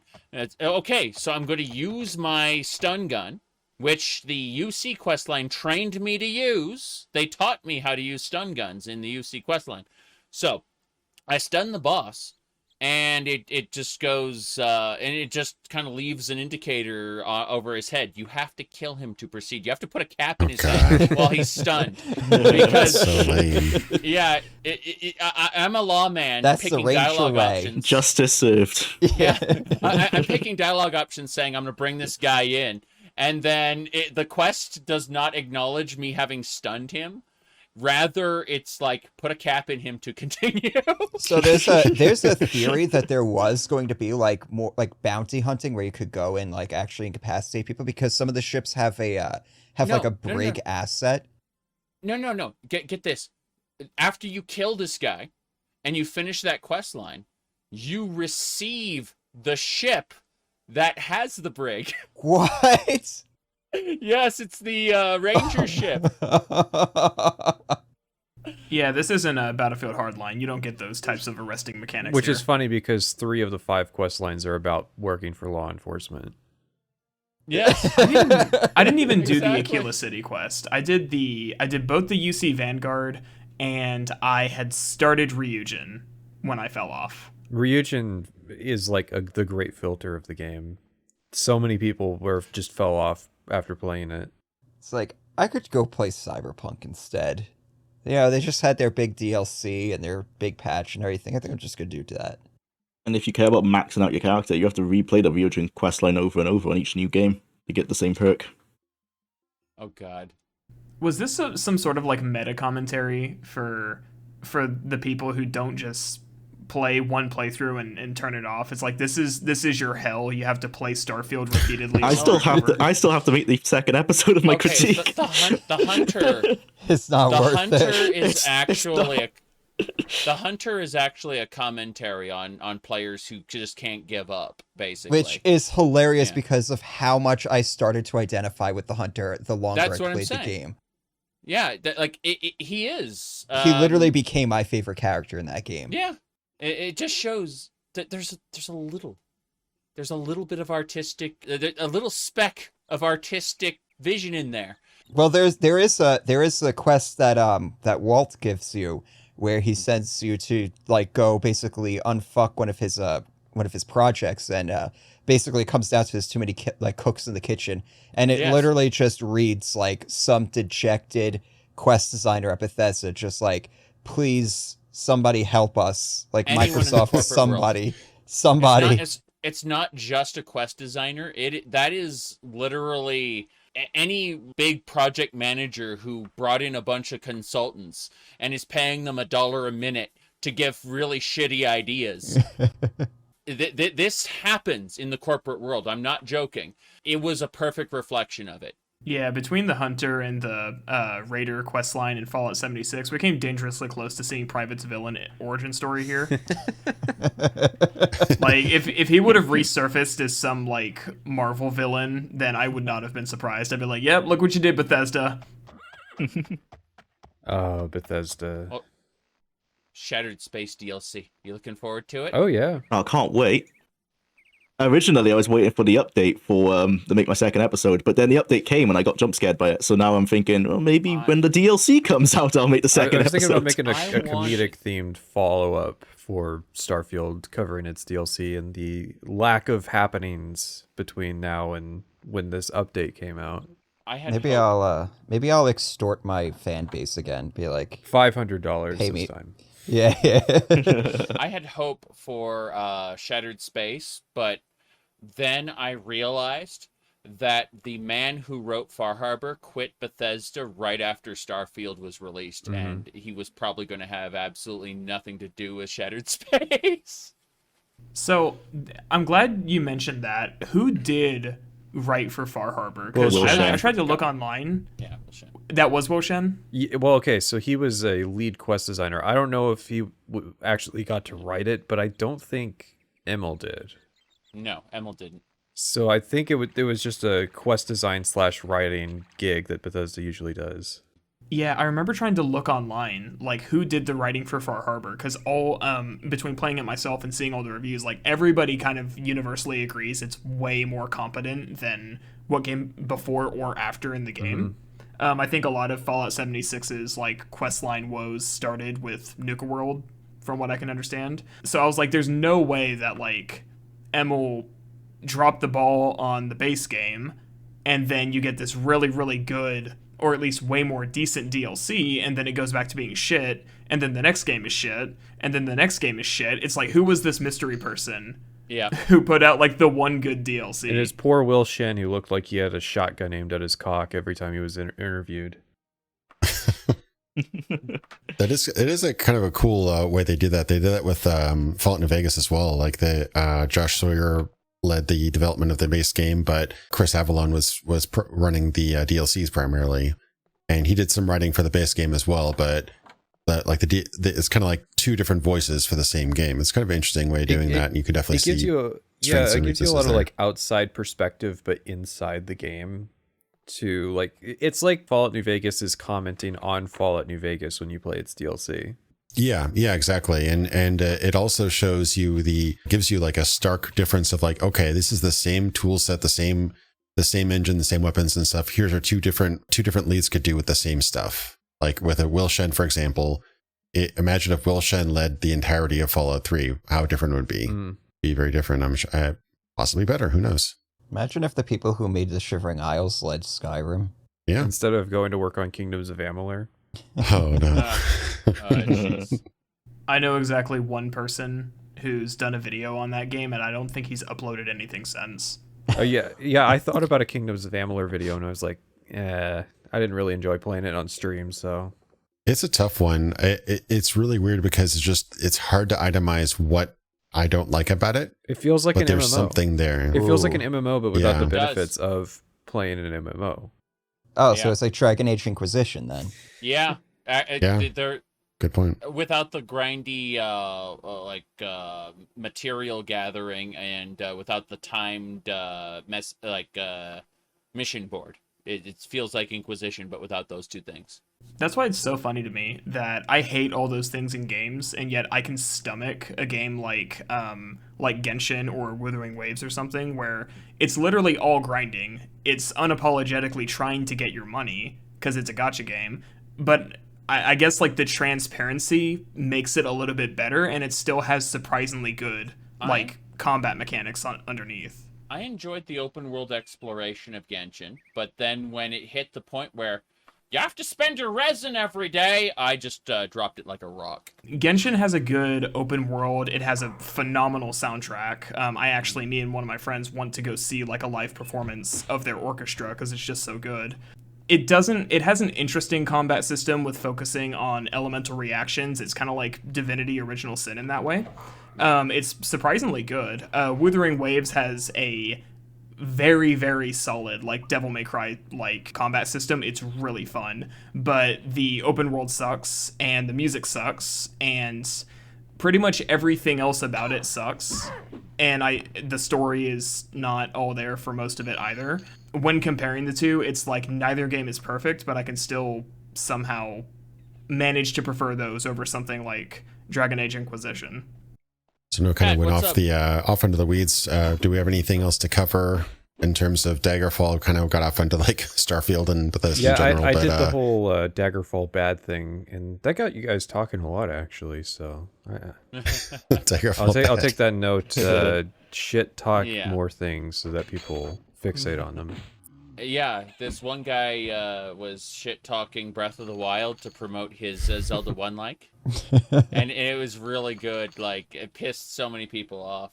It wasn't even intentional from what I saw either. Like, the devs are really pissed that that's the post that blew up when they have multiple games that got no traction. Yeah, I thought it was So just I being kinda feel cheeky, bad for but them. people really read it like serious hate No, or that's something. just Nintendo fans. Like, they have zero chill, the slightest. And I think it's because, you know how Nintendo always like copyright strikes videos on YouTube? I think that there Yeah. isn't a developed analysis scene for those fan bases. And so they can't handle criticism to the same extent that a lot of fandoms that are used to like Elder Scrolls, you know, it's been criticized from every angle possible.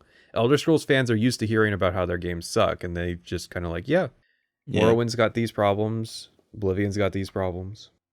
Bet they're gonna love the new 20 farming simulators they got coming out. So I guess we can start talking about our current projects. Let's go left to right, but skipping over me in private. We'll talk last. Indigo, you're first. What are you working on currently? I'm doing a quote unquote quick video that ended up becoming about an hour long, but not as long as Jwlar's video. Basically, I kind of inspired by this whole recent resurgence with Fallout and new people coming into the series because of the show. The kind of talking point came again where, oh man, isn't it great that Bethesda came in and saved the series that was totally dead and was never popular and always sucked. And I'm just like, I haven't really made any videos based on spite, but this is probably my first. So basically, but it's not going to be like a rant, but it's basically a semi-documentary, semi-breakdown of basically the fall of Interplay, what made Black Isle Studios like the #1 RPG developer at a time, why they got kind of stonewalled, why they got kind of screwed over, why the company that made really, really successful games like Fallout and Baldur's Gate failed, all the details, like what they were spending money on, things like that, and also the aftermath of that, where in desperation, Interplay sold Fallout license, did a bunch of other stuff, and then there were some legal battles and everything. So it's kind of like the business angle of why Fallout kind of crumbled under the weight of its really bloated and badly managed company, and why it was eventually sold to Bethesda rather than it being a failure as an IP and Bethesda swoops in and magically picks it up. Like there's a lot more nuance to the story. You I would guess. disagree with the recent Twitter discourse that the Fallout 1 and 2 were bad and killed Interplay, and it was Bethesda that rescued the IP. Yeah, no, that's completely backwards. And I've actually collected like about 40 or 50 different quotes from different people involved with the company and everything like that. Bethesda's on record saying that Fallout's an amazing RPG. We're all fans. We have sealed copies in our offices. It's sold millions of copies. And there's actually Brian Fargo, the founder of Interplay, is on record saying that if he had his way, he would have fired everybody in the company and just downscaled to 40 people, Black Isle Studios, Fallout, Baldur's Gate, and then rebuilt the company from the ground up with that, because that was the only department that was actually making money. So there's a lot to the story that people kind of wash over. They feel that because Fallout was sold, that Fallout was somehow unsuccessful, but it was quite the opposite.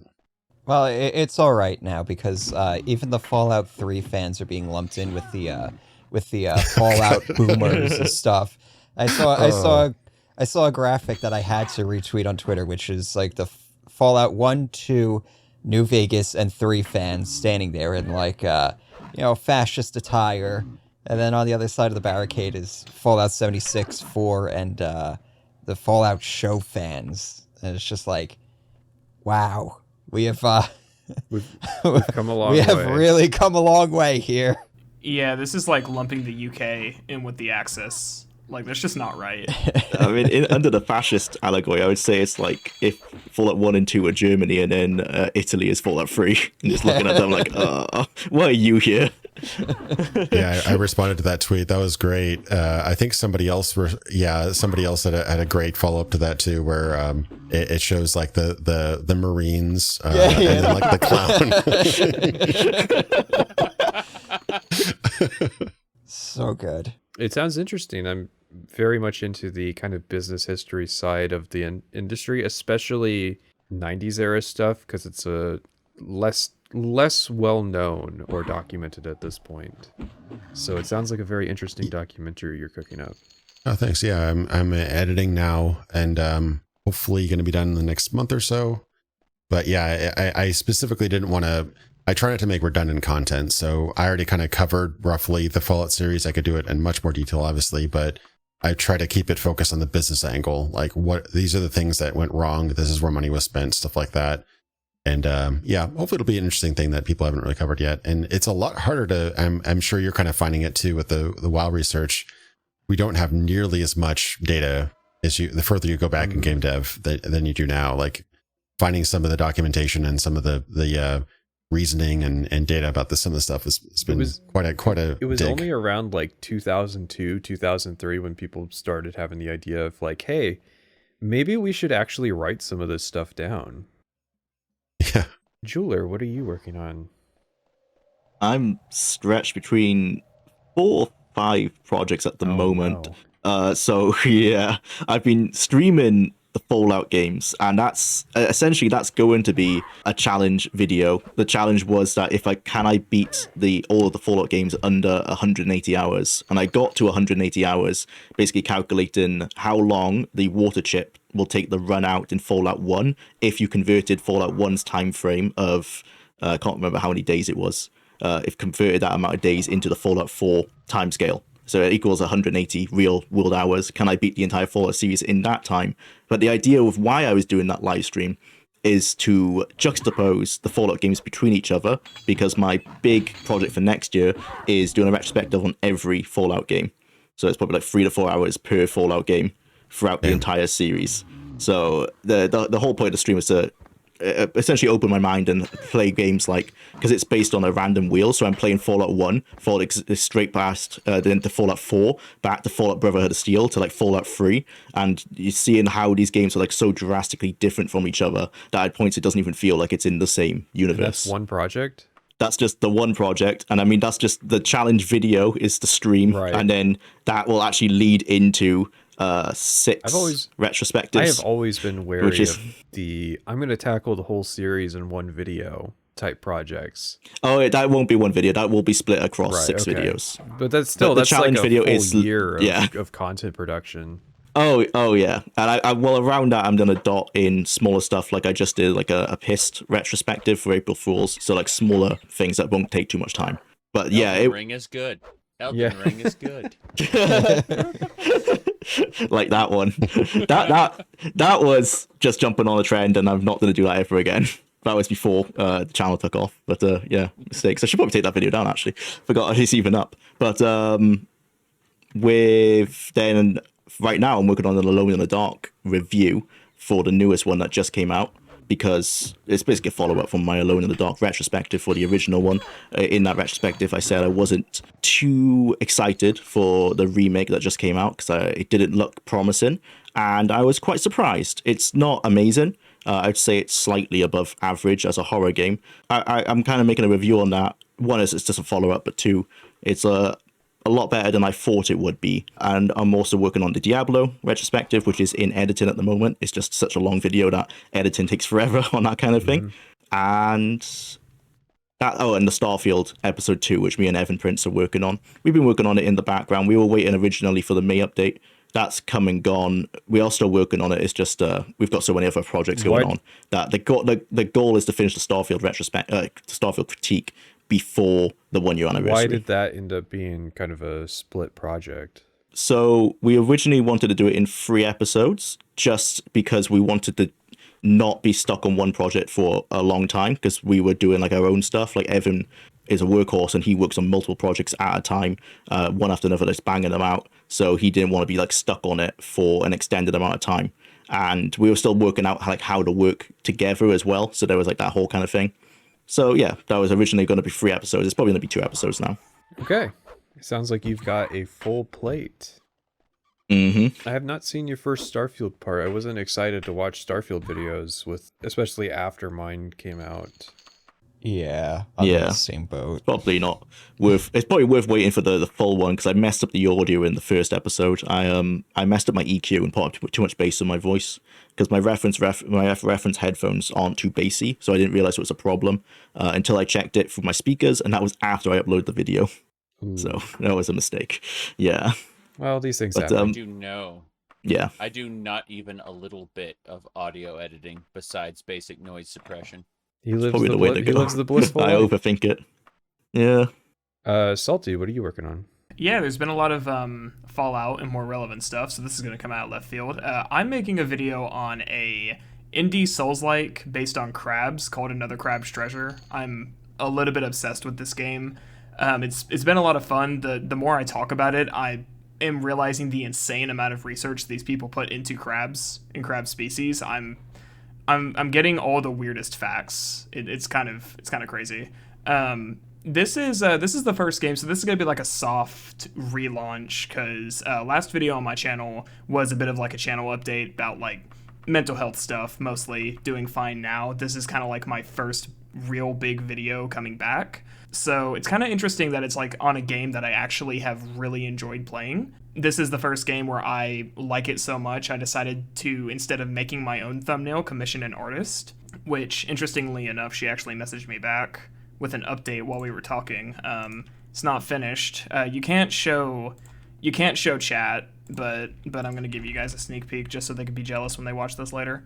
It's coming together like really well, so I'm super excited about that. That one I'm hoping to have out before this episode goes up, but it really kind of depends on how long it takes for me to produce it. I'm about halfway through the script right now.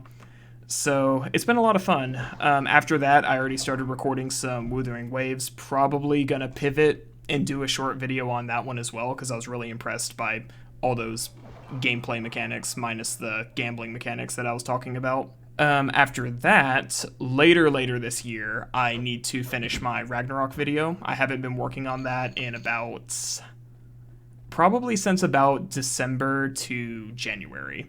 So I'm kind of slacking on that one. That one's going to be my first 7 to 8 hour long video. I think it's over 100,000 words already. I feel like most of you guys here have experience with those super long ones. I don't. My longest is 3 hours, so that's going to be a challenge. Right. Sometime in between, I got some Patreon, YouTube channel membership plans in there. Okay, so you're at 100,000 words, and you think it's how many hours? I'm guesstimating about 6 to 8. Okay, because that sounds more like a 9 to 10 hour video. Yeah. It all depends on cadence, but I just brace yourself. Yeah, I need to start. I need to start recording the audio. My plan is like my immediately rate, that's after 9.5 hours. Yeah, my plan is immediately after, because I'm just focusing on the crab game right now. Immediately after that one, I'm gonna start like once a week doing a recording session just to try and chip down some of those. It's like I've already recorded the introduction, so I think I'm down to like 190 pages left with the font that I type in and like the size. So I'm going to try and get that down to like 90 by the time I kind of kick full production back up. And then editing that is probably going to be it's going to be painful. I saw Private put a tweet out about like the only game he's playing right now is DaVinci Resolve. That's pretty much how it's going to be. Sometime in between, probably after the crab game, I do have some Patreon channel membership stuff because working full time and doing this actually sucks. I don't know how Indigo does it, and I'm hopefully wanting to like actually make this like a full-time thing, but those were the that's kind of days. tentative on getting home Yeah, from work it's- to grind on the Morrowind video. yeah, just this week, because they kicked my shift back down to 8 to 5, and that sucks. So just this week I've been like coming home from work, taking like a 2-hour nap, getting up, just grinding for like 3 hours on the script, and then going back to bed and waking up in the morning, and it's like a revolving cycle of I hate my life the entire time. Yeah, I feel that, man. It's not easy. There was one point where I was doing my YouTube channel and at a full-time job and working on the Wayward Realms for a year and a half. I was breaking down. I don't recommend doing three major things at a time in your life and pretending to be a human being with like friends and family. So definitely take some time. Don't overdo it. Yeah. Luckily me, I have like 2 friends, so we're safe. Yeah, I'm getting They're not very nervous with you demanding. guys saying that you're working on like 3+ projects at once, and I'm like, damn. Yeah, and I've also got I won't say it's full-time job, part-time job. I freelance as a graphic designer as well, so that's usually why I take so long to release projects as well, because that's priority. It makes more money. All right, and Zaric, what are you working on?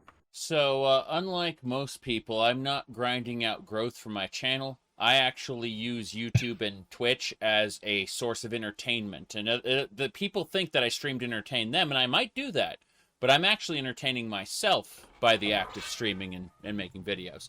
So what I'm doing right now is I'm trying to wrap up my Fallout Tale of Two Wastelands evil run to contrast against the good run I did before, and I want to kind of do a little synopsis on that. I think it'll be fun. In terms of like Final Fantasy XIV Dawn Trail is on the verge of coming out, and I'm like, God damn it, I don't have time for any of this. As far as like videos go, I'm going to be talking about remasters. I'm going to be talking about the concept of negative space. I'm going to be talking about interesting NPCs for Skyrim because of how it relates to some other things. But more importantly, I'm going to be doing a Daggerfall new player guide. I don't talk about what I'm going to make because I lose interest in stuff like pretty quickly. Like, Right. you know, like I'm only making videos for things I'm interested in. And the moment I'm not interested in it anymore, I just off goes the switch. It's kind of like I was going to do an ESO video. I played every bit of content in ESO up to High Isle. And I was going to make a video about that, and I realized I need to break this up into little pieces, and someday I'll do that. But the concept of a mega video of ESO is dead because Oh no, trust me, I get it. It Yeah. puts me into what I refer to as a negative headspace. Some people say, "Well, you're a self-proclaimed asshole. Why can't you be negative?" It's like, no. I feel bad. Like, that kind of anyway. that kind of relates to what I'm working on with World of Warcraft. I mean, I was just talking with Private about No. like expansion videos, and I was like, yeah, I would at most do TBC and Wrath. The concept of like covering all of retail is so daunting a concept, let alone ESO. Like it would be impossible for me to do a full ESO video in one go. I've got all the footage saved, like of my entire ESO journey, so I could do, like I still could do can it, pull but- out stuff. Yeah, I'm going to release smaller videos talking about things in ESO that I like. I suspect. No, like I have all kinds of crazy stuff that's on hold right now because I'm moving. I've got like a Minecraft run called Craft to Exile. It uses the Path of Exile gigantic sphere tree for like RPG leveling progression. It's got like Diablo style randomized loot and like 4 different dimensions of progression. Like I'm playing all sorts of games on stream, and unfortunately life is just kicking my butt. So most of them are on hold. I'm still doing the Fallout run right now. Okay. I mean, you're not a traditional long form analysis person, but that's okay. Mhm. We brought you here all the same. Thank you. So yeah, all of that sounds interesting. I'm always interested in the short form critical stuff from someone who's not like a traditional video essayist. I'm sure you have some very interesting takes on. God, you gave the list at the start before you listed all the games. So I remember like the negative space video. Yeah. But yeah, I remember seeing videos of yours back when like Fallout 76 was coming out, like in my recommended. And I was like, oh, that's cool. I mentioned back when Fallout 76 was coming out, people were telling me that, yeah, you got to get on Bethesda.net. And I'm like, they're going to wait like 6 to 12 months, and they're going to put it on Steam. And they're going to double dip by doing multiple launches.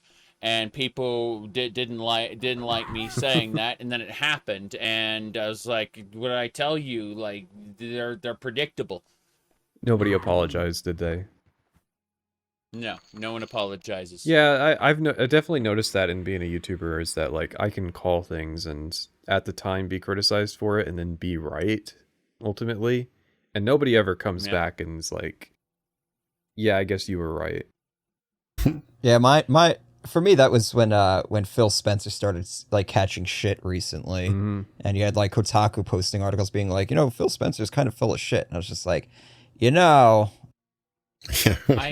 think that it's interesting. Recently, Kotaku's obviously what I refer to as a rage bait outlet, so don't take them too seriously. Recently, Kotaku said, I'm scrolling up to it because I'm certain I put that here. They called the bullets in Call of Duty's trans bullets are the latest right-wing conspiracy rage bait. And I'm just thinking of the sheer tonnage of irony that Kotaku is using the term rage bait. It's staggering. Like, I have no commentary on the topic that they're discussing, merely the fact that they're using the term rage bait. It's so look, surreal. Kotaku has had so many layoffs and stuff. The people who wrote those rage articles last week probably don't even work there anymore. Oh, jeez. I can imagine just like one editor just saying, ChatGPT in an insufferable tone, complain about something on the internet. Click. I can just imagine being a journalist in college, and you're just so ready for your degree to get into a field of like geopolitics, and then you land in Kotaku. Oh, the dream's been dead for a long time for the journalism majors. R.I.P. So, Private, what are you working on? Right now, I'm editing Skyrim Part 3, which is the stealth playstyle.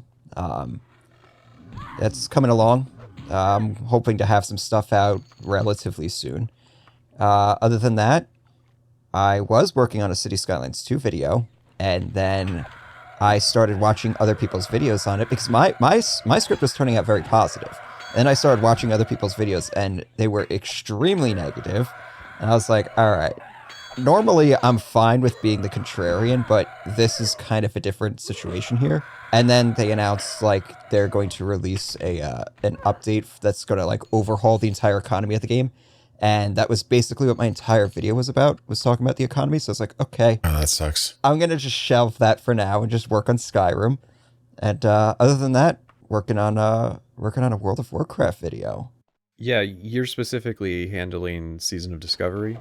Yeah, right now, Season of Discovery. If you want to see my transformation into a supervillain, this video is basically going to be that.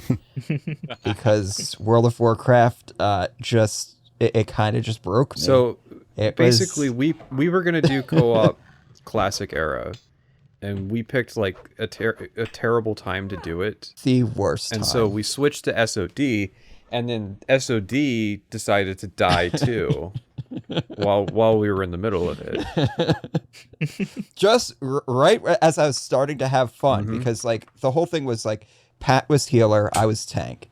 And I loved tanking. That's all I wanted to do after a point. I'm like, this is fucking awesome. Let's just keep doing dungeons and raids. I love tanking.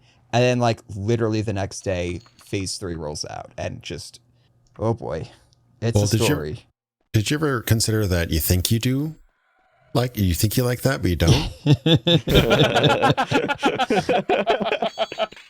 Man, you're living a different side of my Overwatch trauma, where I was the only one in my friend group who was like, Overwatch 2 is going to completely obliterate this game. And sure enough, that it's just like For Honor all over again. The trauma runs deep. It's like the game that I enjoy gets overwrote with a worse version. And now all those people are like, man, this game sucks now. I was like, this game sucked well before this patch came out. This was just the killing blow. Oh, it's good to know like- Blizzard has a track record of this. I Oh, liked absolutely. Overwatch in the closed beta all the way up to right after Ana was released. Ana's good, but she filled a niche that the game needed. But then they added Sombra to just mindlessly complicate things. It ruined the balance of the game, and every new hero they added ruined the balance of the game even worse. To the point where after Brigitte, I just kind of quit. And I rather like the Overwatch fan art that comes out. That's my interaction with Overwatch. Yeah. Wait, it's a game. That's a nice way to put it. Yeah, exactly. Yeah, the game right before OW2 was pretty balanced. I played a lot of Baptiste and Winston, and I had a lot of fun. But everything after, I mean, the tanks basically turned into DPS because there's just one of them now. And I was getting melted every single time I stepped out. I haven't played the game since. I played like 2 sessions, and I was like, I'm done. I know when to quit. I looked at their business model for Overwatch 2, and I just said, I know I quit before, but now looking at their business model, the way they've changed up the game, there is 0 chance that I'm ever coming back. I don't just quit, I double quit. Yes, exactly. I locked in my quit. It's a pretty ambitious business model to cancel a game after it's released, you know? Like that whole single player co-op thing that they hyped for years. It's like, yeah, you're going to get all that great stuff. And yeah, finally complete game. We're going to do a Titanfall 2 with this bitch. And it's like, nope. Yeah, I saw in your Diablo 3 video, there's someone who was like, ironic how they promised PvP and canceled it. And then recently they promised PvE and they canceled that too. Yeah. It's wild. I don't know if there's another company that has as many high-profile cancellations as Blizzard does, like in terms of games that we've known about for years, like Titan, and they had a survival game, and like, you know, Warcraft game and Starcraft games. They just like worked on and publicized and talked about for years, and then just gone. As I've read about it, there's all kinds of like offshoot projects I've read about. Starcraft Ghosts, which was this first-person shooter Starcraft game that they worked on for a spell. I read about Nomad, which was this. I don't even think they had a concept for what the game was even going to be, and they all just asked, "Hey, can we stop working on this and make an MMO?" So they've been on and off like canceling games since the dawn of time. That's just kind of how Blizzard does it. But I think it's been more publicized recently that they're very much the Google of game development. They used to be very good at not announcing that around. they were working on something before they canceled it. Yeah, but it's like when you have a game like the next MMO, like Titan, under development for 7 years, it's hard not to hear something about it. But at least they hadn't fully announced it yet. Like, they hadn't been titled and everything yet, really, or officially announced. But it is kind of, I think, just they can get away with that because they're making ActiveBliz money. You know, they're making WoW money for a while, so they could pour money into a game project that goes nowhere for 7 years and walk away from it. That was how they got WoW. WoW went nowhere for a long time before it turned into like a product that they could even advertise. But that was just how Blizzard did things. It's interesting. Yeah. As much as Mark Kern has been on his grifting spree, trying to get people pissed off about this or that, trying to get people to give him money on Twitter, trying to get people to join his Discord server so that they can fund his Ember game, which, you know, has no evidence of ever coming out. Despite that fact of what he's turned into, this internet social media goblin, he actually had a huge influence on World of Warcraft itself. Like World of Warcraft wouldn't have been what it was without his EverQuest expertise. He was a ganker. It was great. Yeah, he was a producer since the beginning of the project, wasn't he? Yeah, all the way through vanilla. But like World of Warcraft would not have gotten off the ground without his experiences in EverQuest. And the idea of casualizing EverQuest into something that was more palatable to most people. Because the EverQuest that exists now is not a representation of what EverQuest was back when, WoW was just new. Like, a completely different game. Even the progressive servers? I was going to say that the problem with the progressive servers is you won't get the social experience, and that is key to an MMO. Right. Like, everyone's on Discord now, so people aren't talking. And since it's a solved game, people already know what to do, and they go after it. There's no discovery. The meme of Season of Discovery, right? Well, the SOD changes a lot to try to... Yes. I've described it as the spirit of vanilla, where instead of being the content of vanilla as Classic was, SOD is the spirit of just, like, out-of-the-blue class changes. Yes. But what I'm saying is the concept of a solved game versus something you're discovering, the difference is drastic in how the community acts. Mm-hmm. And I think that's one thing that Never Knows Best did really well in his History of MMOs video, even though the WoW section goes on for way longer than it needs to, is he really did kind of shed, I'm not going to say shed a light because it's not like a unknown issue, but he really did shine a spotlight on like the reason that you can never get another MMO like WoW is because the MMO genre and MMO players aren't the same clueless people that they were when they picked up WoW.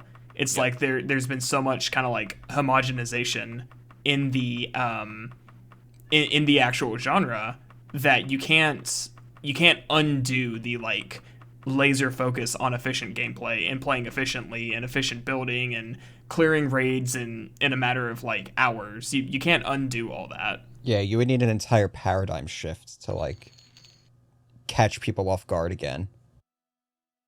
Well, way to jumpstart what I was working on, which is the World of Warcraft classic video about vanilla and its development.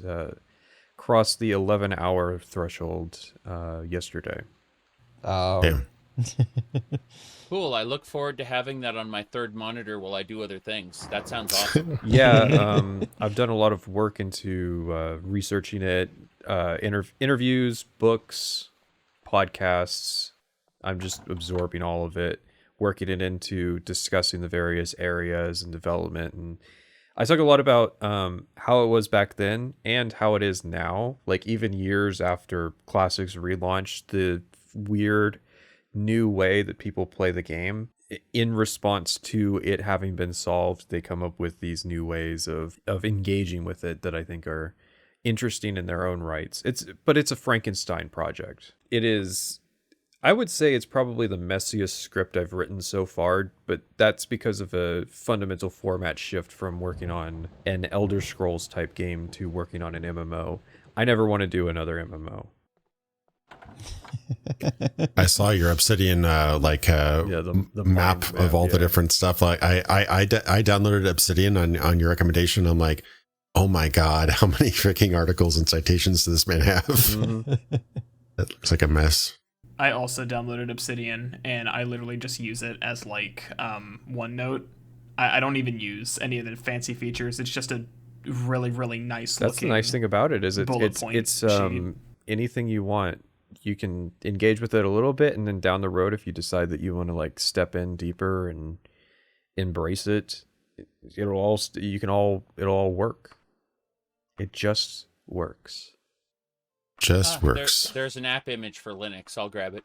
It didn't fit my style of writing, so I ended up going with something else. But I did appreciate it. It's like your own local wiki, basically. Yeah, I really it's made research a lot easier. I'm getting better at keeping track of information, which is improving the efficiency of working on the project, which is good because if I was doing it in my old style, like when I made the Skyrim video, if I was still approaching it, making videos like that with this project, it would be a non-starter. It would take like an extra year. What was that quote you shared? After the project, nobody wanted to work on an MMO again. Yeah, I think it was John Statz that said that nobody wanted to work on an MMO again, and almost all of them went to work on MMOs after. Yeah, Blizzard I feel like became we all an kind of feel MMO. that. We all kind of feel that on a recurring basis, just making videos though. Like I never want to cover an RPG again, and then my next week I'm like, okay, Mass Effect narrative only critique, 9 hours. Well, let's see, go. I know my own nature, so at this point, I'd never say never, but I do set like strict guidelines of like, look, I'll make an ESO video when I want to make like money, from just, oh look, it's Pat and he's talking about Elder Scrolls. I'll click that, but It'll be for the second house. yeah, it'll not be like in the prime of making stuff that I want to make. Same with like Fallout 3 and New Vegas. Fallout 3 and New Vegas will be for the first house. Yeah, I've kind of felt that. I kind of want to start digging into like upcoming indie games that I normally don't play. I wish listed and followed like a ton of indie devs on Twitter. One that's still in the Kickstarter phase that I need to look at is called Sunset Devils. Apparently, it's like a top down kind of like, not like a stick shooter, but like a point and click shooter. But there's actual mechanics involving, kind of like how Helldivers makes you like count your rounds. There's mechanics as far as like revolving your revolver. You have to dump a shell and then put a new one in with a click. If you're loading a double barrel, you have to actually manually eject your shells. I just heard about it like yesterday, so I'm thinking long term. I'm probably wanting to start looking at like up and coming stuff like that, as opposed to just always looking at AAA games. You just reminded me, I need to make a video on our Zet, the Jewel of Faramore. That is Legend of Zelda, The Faces of Evil, and the Wand of Gamelon, but it's legally distinct by a person who ported those games to PC earlier. So they have experience with it, except the controls aren't terrible. Like every other aspect of it is there. The mini game is Hotel Mario. Like it is a love letter. In fact, the publisher, the development publishing thing they decided to go with is SEDY, CDI. Oh wow, as an that's eyeball. funny. Yeah. So that's something I'm going to have. Like I played the game all the way through already, so I just need to make a video about it because I want more people to play the CDI like Zelda game legally distinct. It even has the voice actress who played Zelda and Link. The original. Yeah. The Wow, original voice that's actors. amazing. Yeah. Like you know, you've killed me. Good. Like that voice actress. Like. Yeah. Yeah, go ahead and link that one. I want to check that out too. Okay. Copying it. Well, and see, that was kind of the motivation behind this episode was, we've got a high profile, medium profile, AA game that people are investing in right now or could invest in if they choose to. It'd be cool to get some people together to talk about it. And that is like, I actually been waiting for like Ardenfall to come out to kind of like, hey, here's some games you should check out. Yeah. But until then, Blizzard, World of Warcraft. Legacy retro game, World of coming up on Warcraft, 20 turning 20 years, this yeah. year. That's my Yeah. planned release I'm date. going to be honest with you. I have uninstalled Battle.net. I will play Diablo 2, Diablo 1, Warcraft 3, StarCraft 1, anything that I don't have to install the Battle.net launcher again for. But I have I'm not boycotting or anything necessarily, but I've just decided unless something comes up that really, really gets my attention, really, really just has restored my faith, I ain't gonna be touching like modern Blizzard. One of the reasons that I had no like community aspect to this video, like I didn't offer to let anybody run with me, no guild, nothing like that, was because I didn't want to encourage people to subscribe to World of Warcraft. Yeah, I understand that. Yeah, and Blizzard cheats their way out of having to pay taxes and still gets refunds. So even if you boycott them, they're getting your money. Yep. If you live in the U.S. at least. Yeah, so pirating their game is really like a moral obligation. Play on private servers. Let's be honest, if you're playing the incursions felt worse than like content that I've played on private servers. So you're talking about piracy being moral. So let me phrase it like this: the creative minds that brought you all of your favorite Blizzard franchises, the earlier games, those people no longer work for Blizzard. I can say that on authority. Unless you're talking about the newer people like, say, Mike Ybarra. Didn't he leave too? I think he did. Yeah. Point is that, like, unless you got on WoW in the newer generation and you played like Shadowlands and shit, no one from the classic era, like old World of Warcraft, any of that, none of them work for Blizzard anymore. So, in other words, any money you put towards a Blizzard game is going to intellectual property rights holders in a mega corporation called Microsoft. And for those who don't know, in Cyberpunk we have these megacorps that are, the crux of the dystopian setting. Microsoft is part of our real life Cyberpunk dystopia. So if you want your money to go to actual creators, Blizzard ain't it. Sad to say. Yeah, we're really living in the era of inherited franchises, aren't we? Like almost nobody works at the company that made all your favorite games anymore. No, they all had to go. They had to all go indie now. Todd Howard still works, and he made Starfield, so all by himself. The greatest IP. We know Todd Howard invented fast travel. He said so. Yeah. So, in other words, sail the high seas, matey. Yeah, but the problem is, I hear you, but I'm addicted to World of Warcraft now, and I'm itching real bad. So, gotta open up that wallet. we're gonna have to take you to rehab. I don't want to go to rehab. That implies that I want to be fixed. But I was gonna make that joke, but I didn't feel like it was my place. No, I mean, he played... God, what did we play together? Probably like 90 hours? 150 hours. Together? Yeah. And it's funny because, like, the progression of it goes from me, like, being like, oh, this is all right, to then me, like, fucking hating it. I'm almost about to quit, to, like, okay, this is getting pretty good. And then my character became... Because I was playing a shaman in SOD, and, like, the whole... We've been joking that it's like SOD is the season of shaman.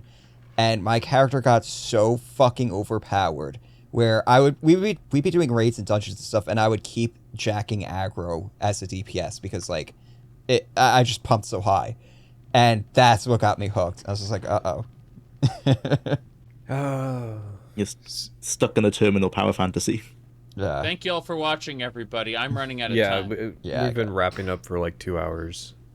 Poor Jwlar here. It's probably like 6 a.m. The sun came up. No. I hope you didn't have I anything actually to have do other things today. I got to do today. So Yeah, so be sure to check these guys out. Indigo, Jwlar, Private Sessions, Salty, and Zaric. Links will be in the description. And thank you for watching. Thank you for LARPing with us. Yeah, it's been fun. This is a good group. We got to get back together sometime. absolutely. Thanks for having me on.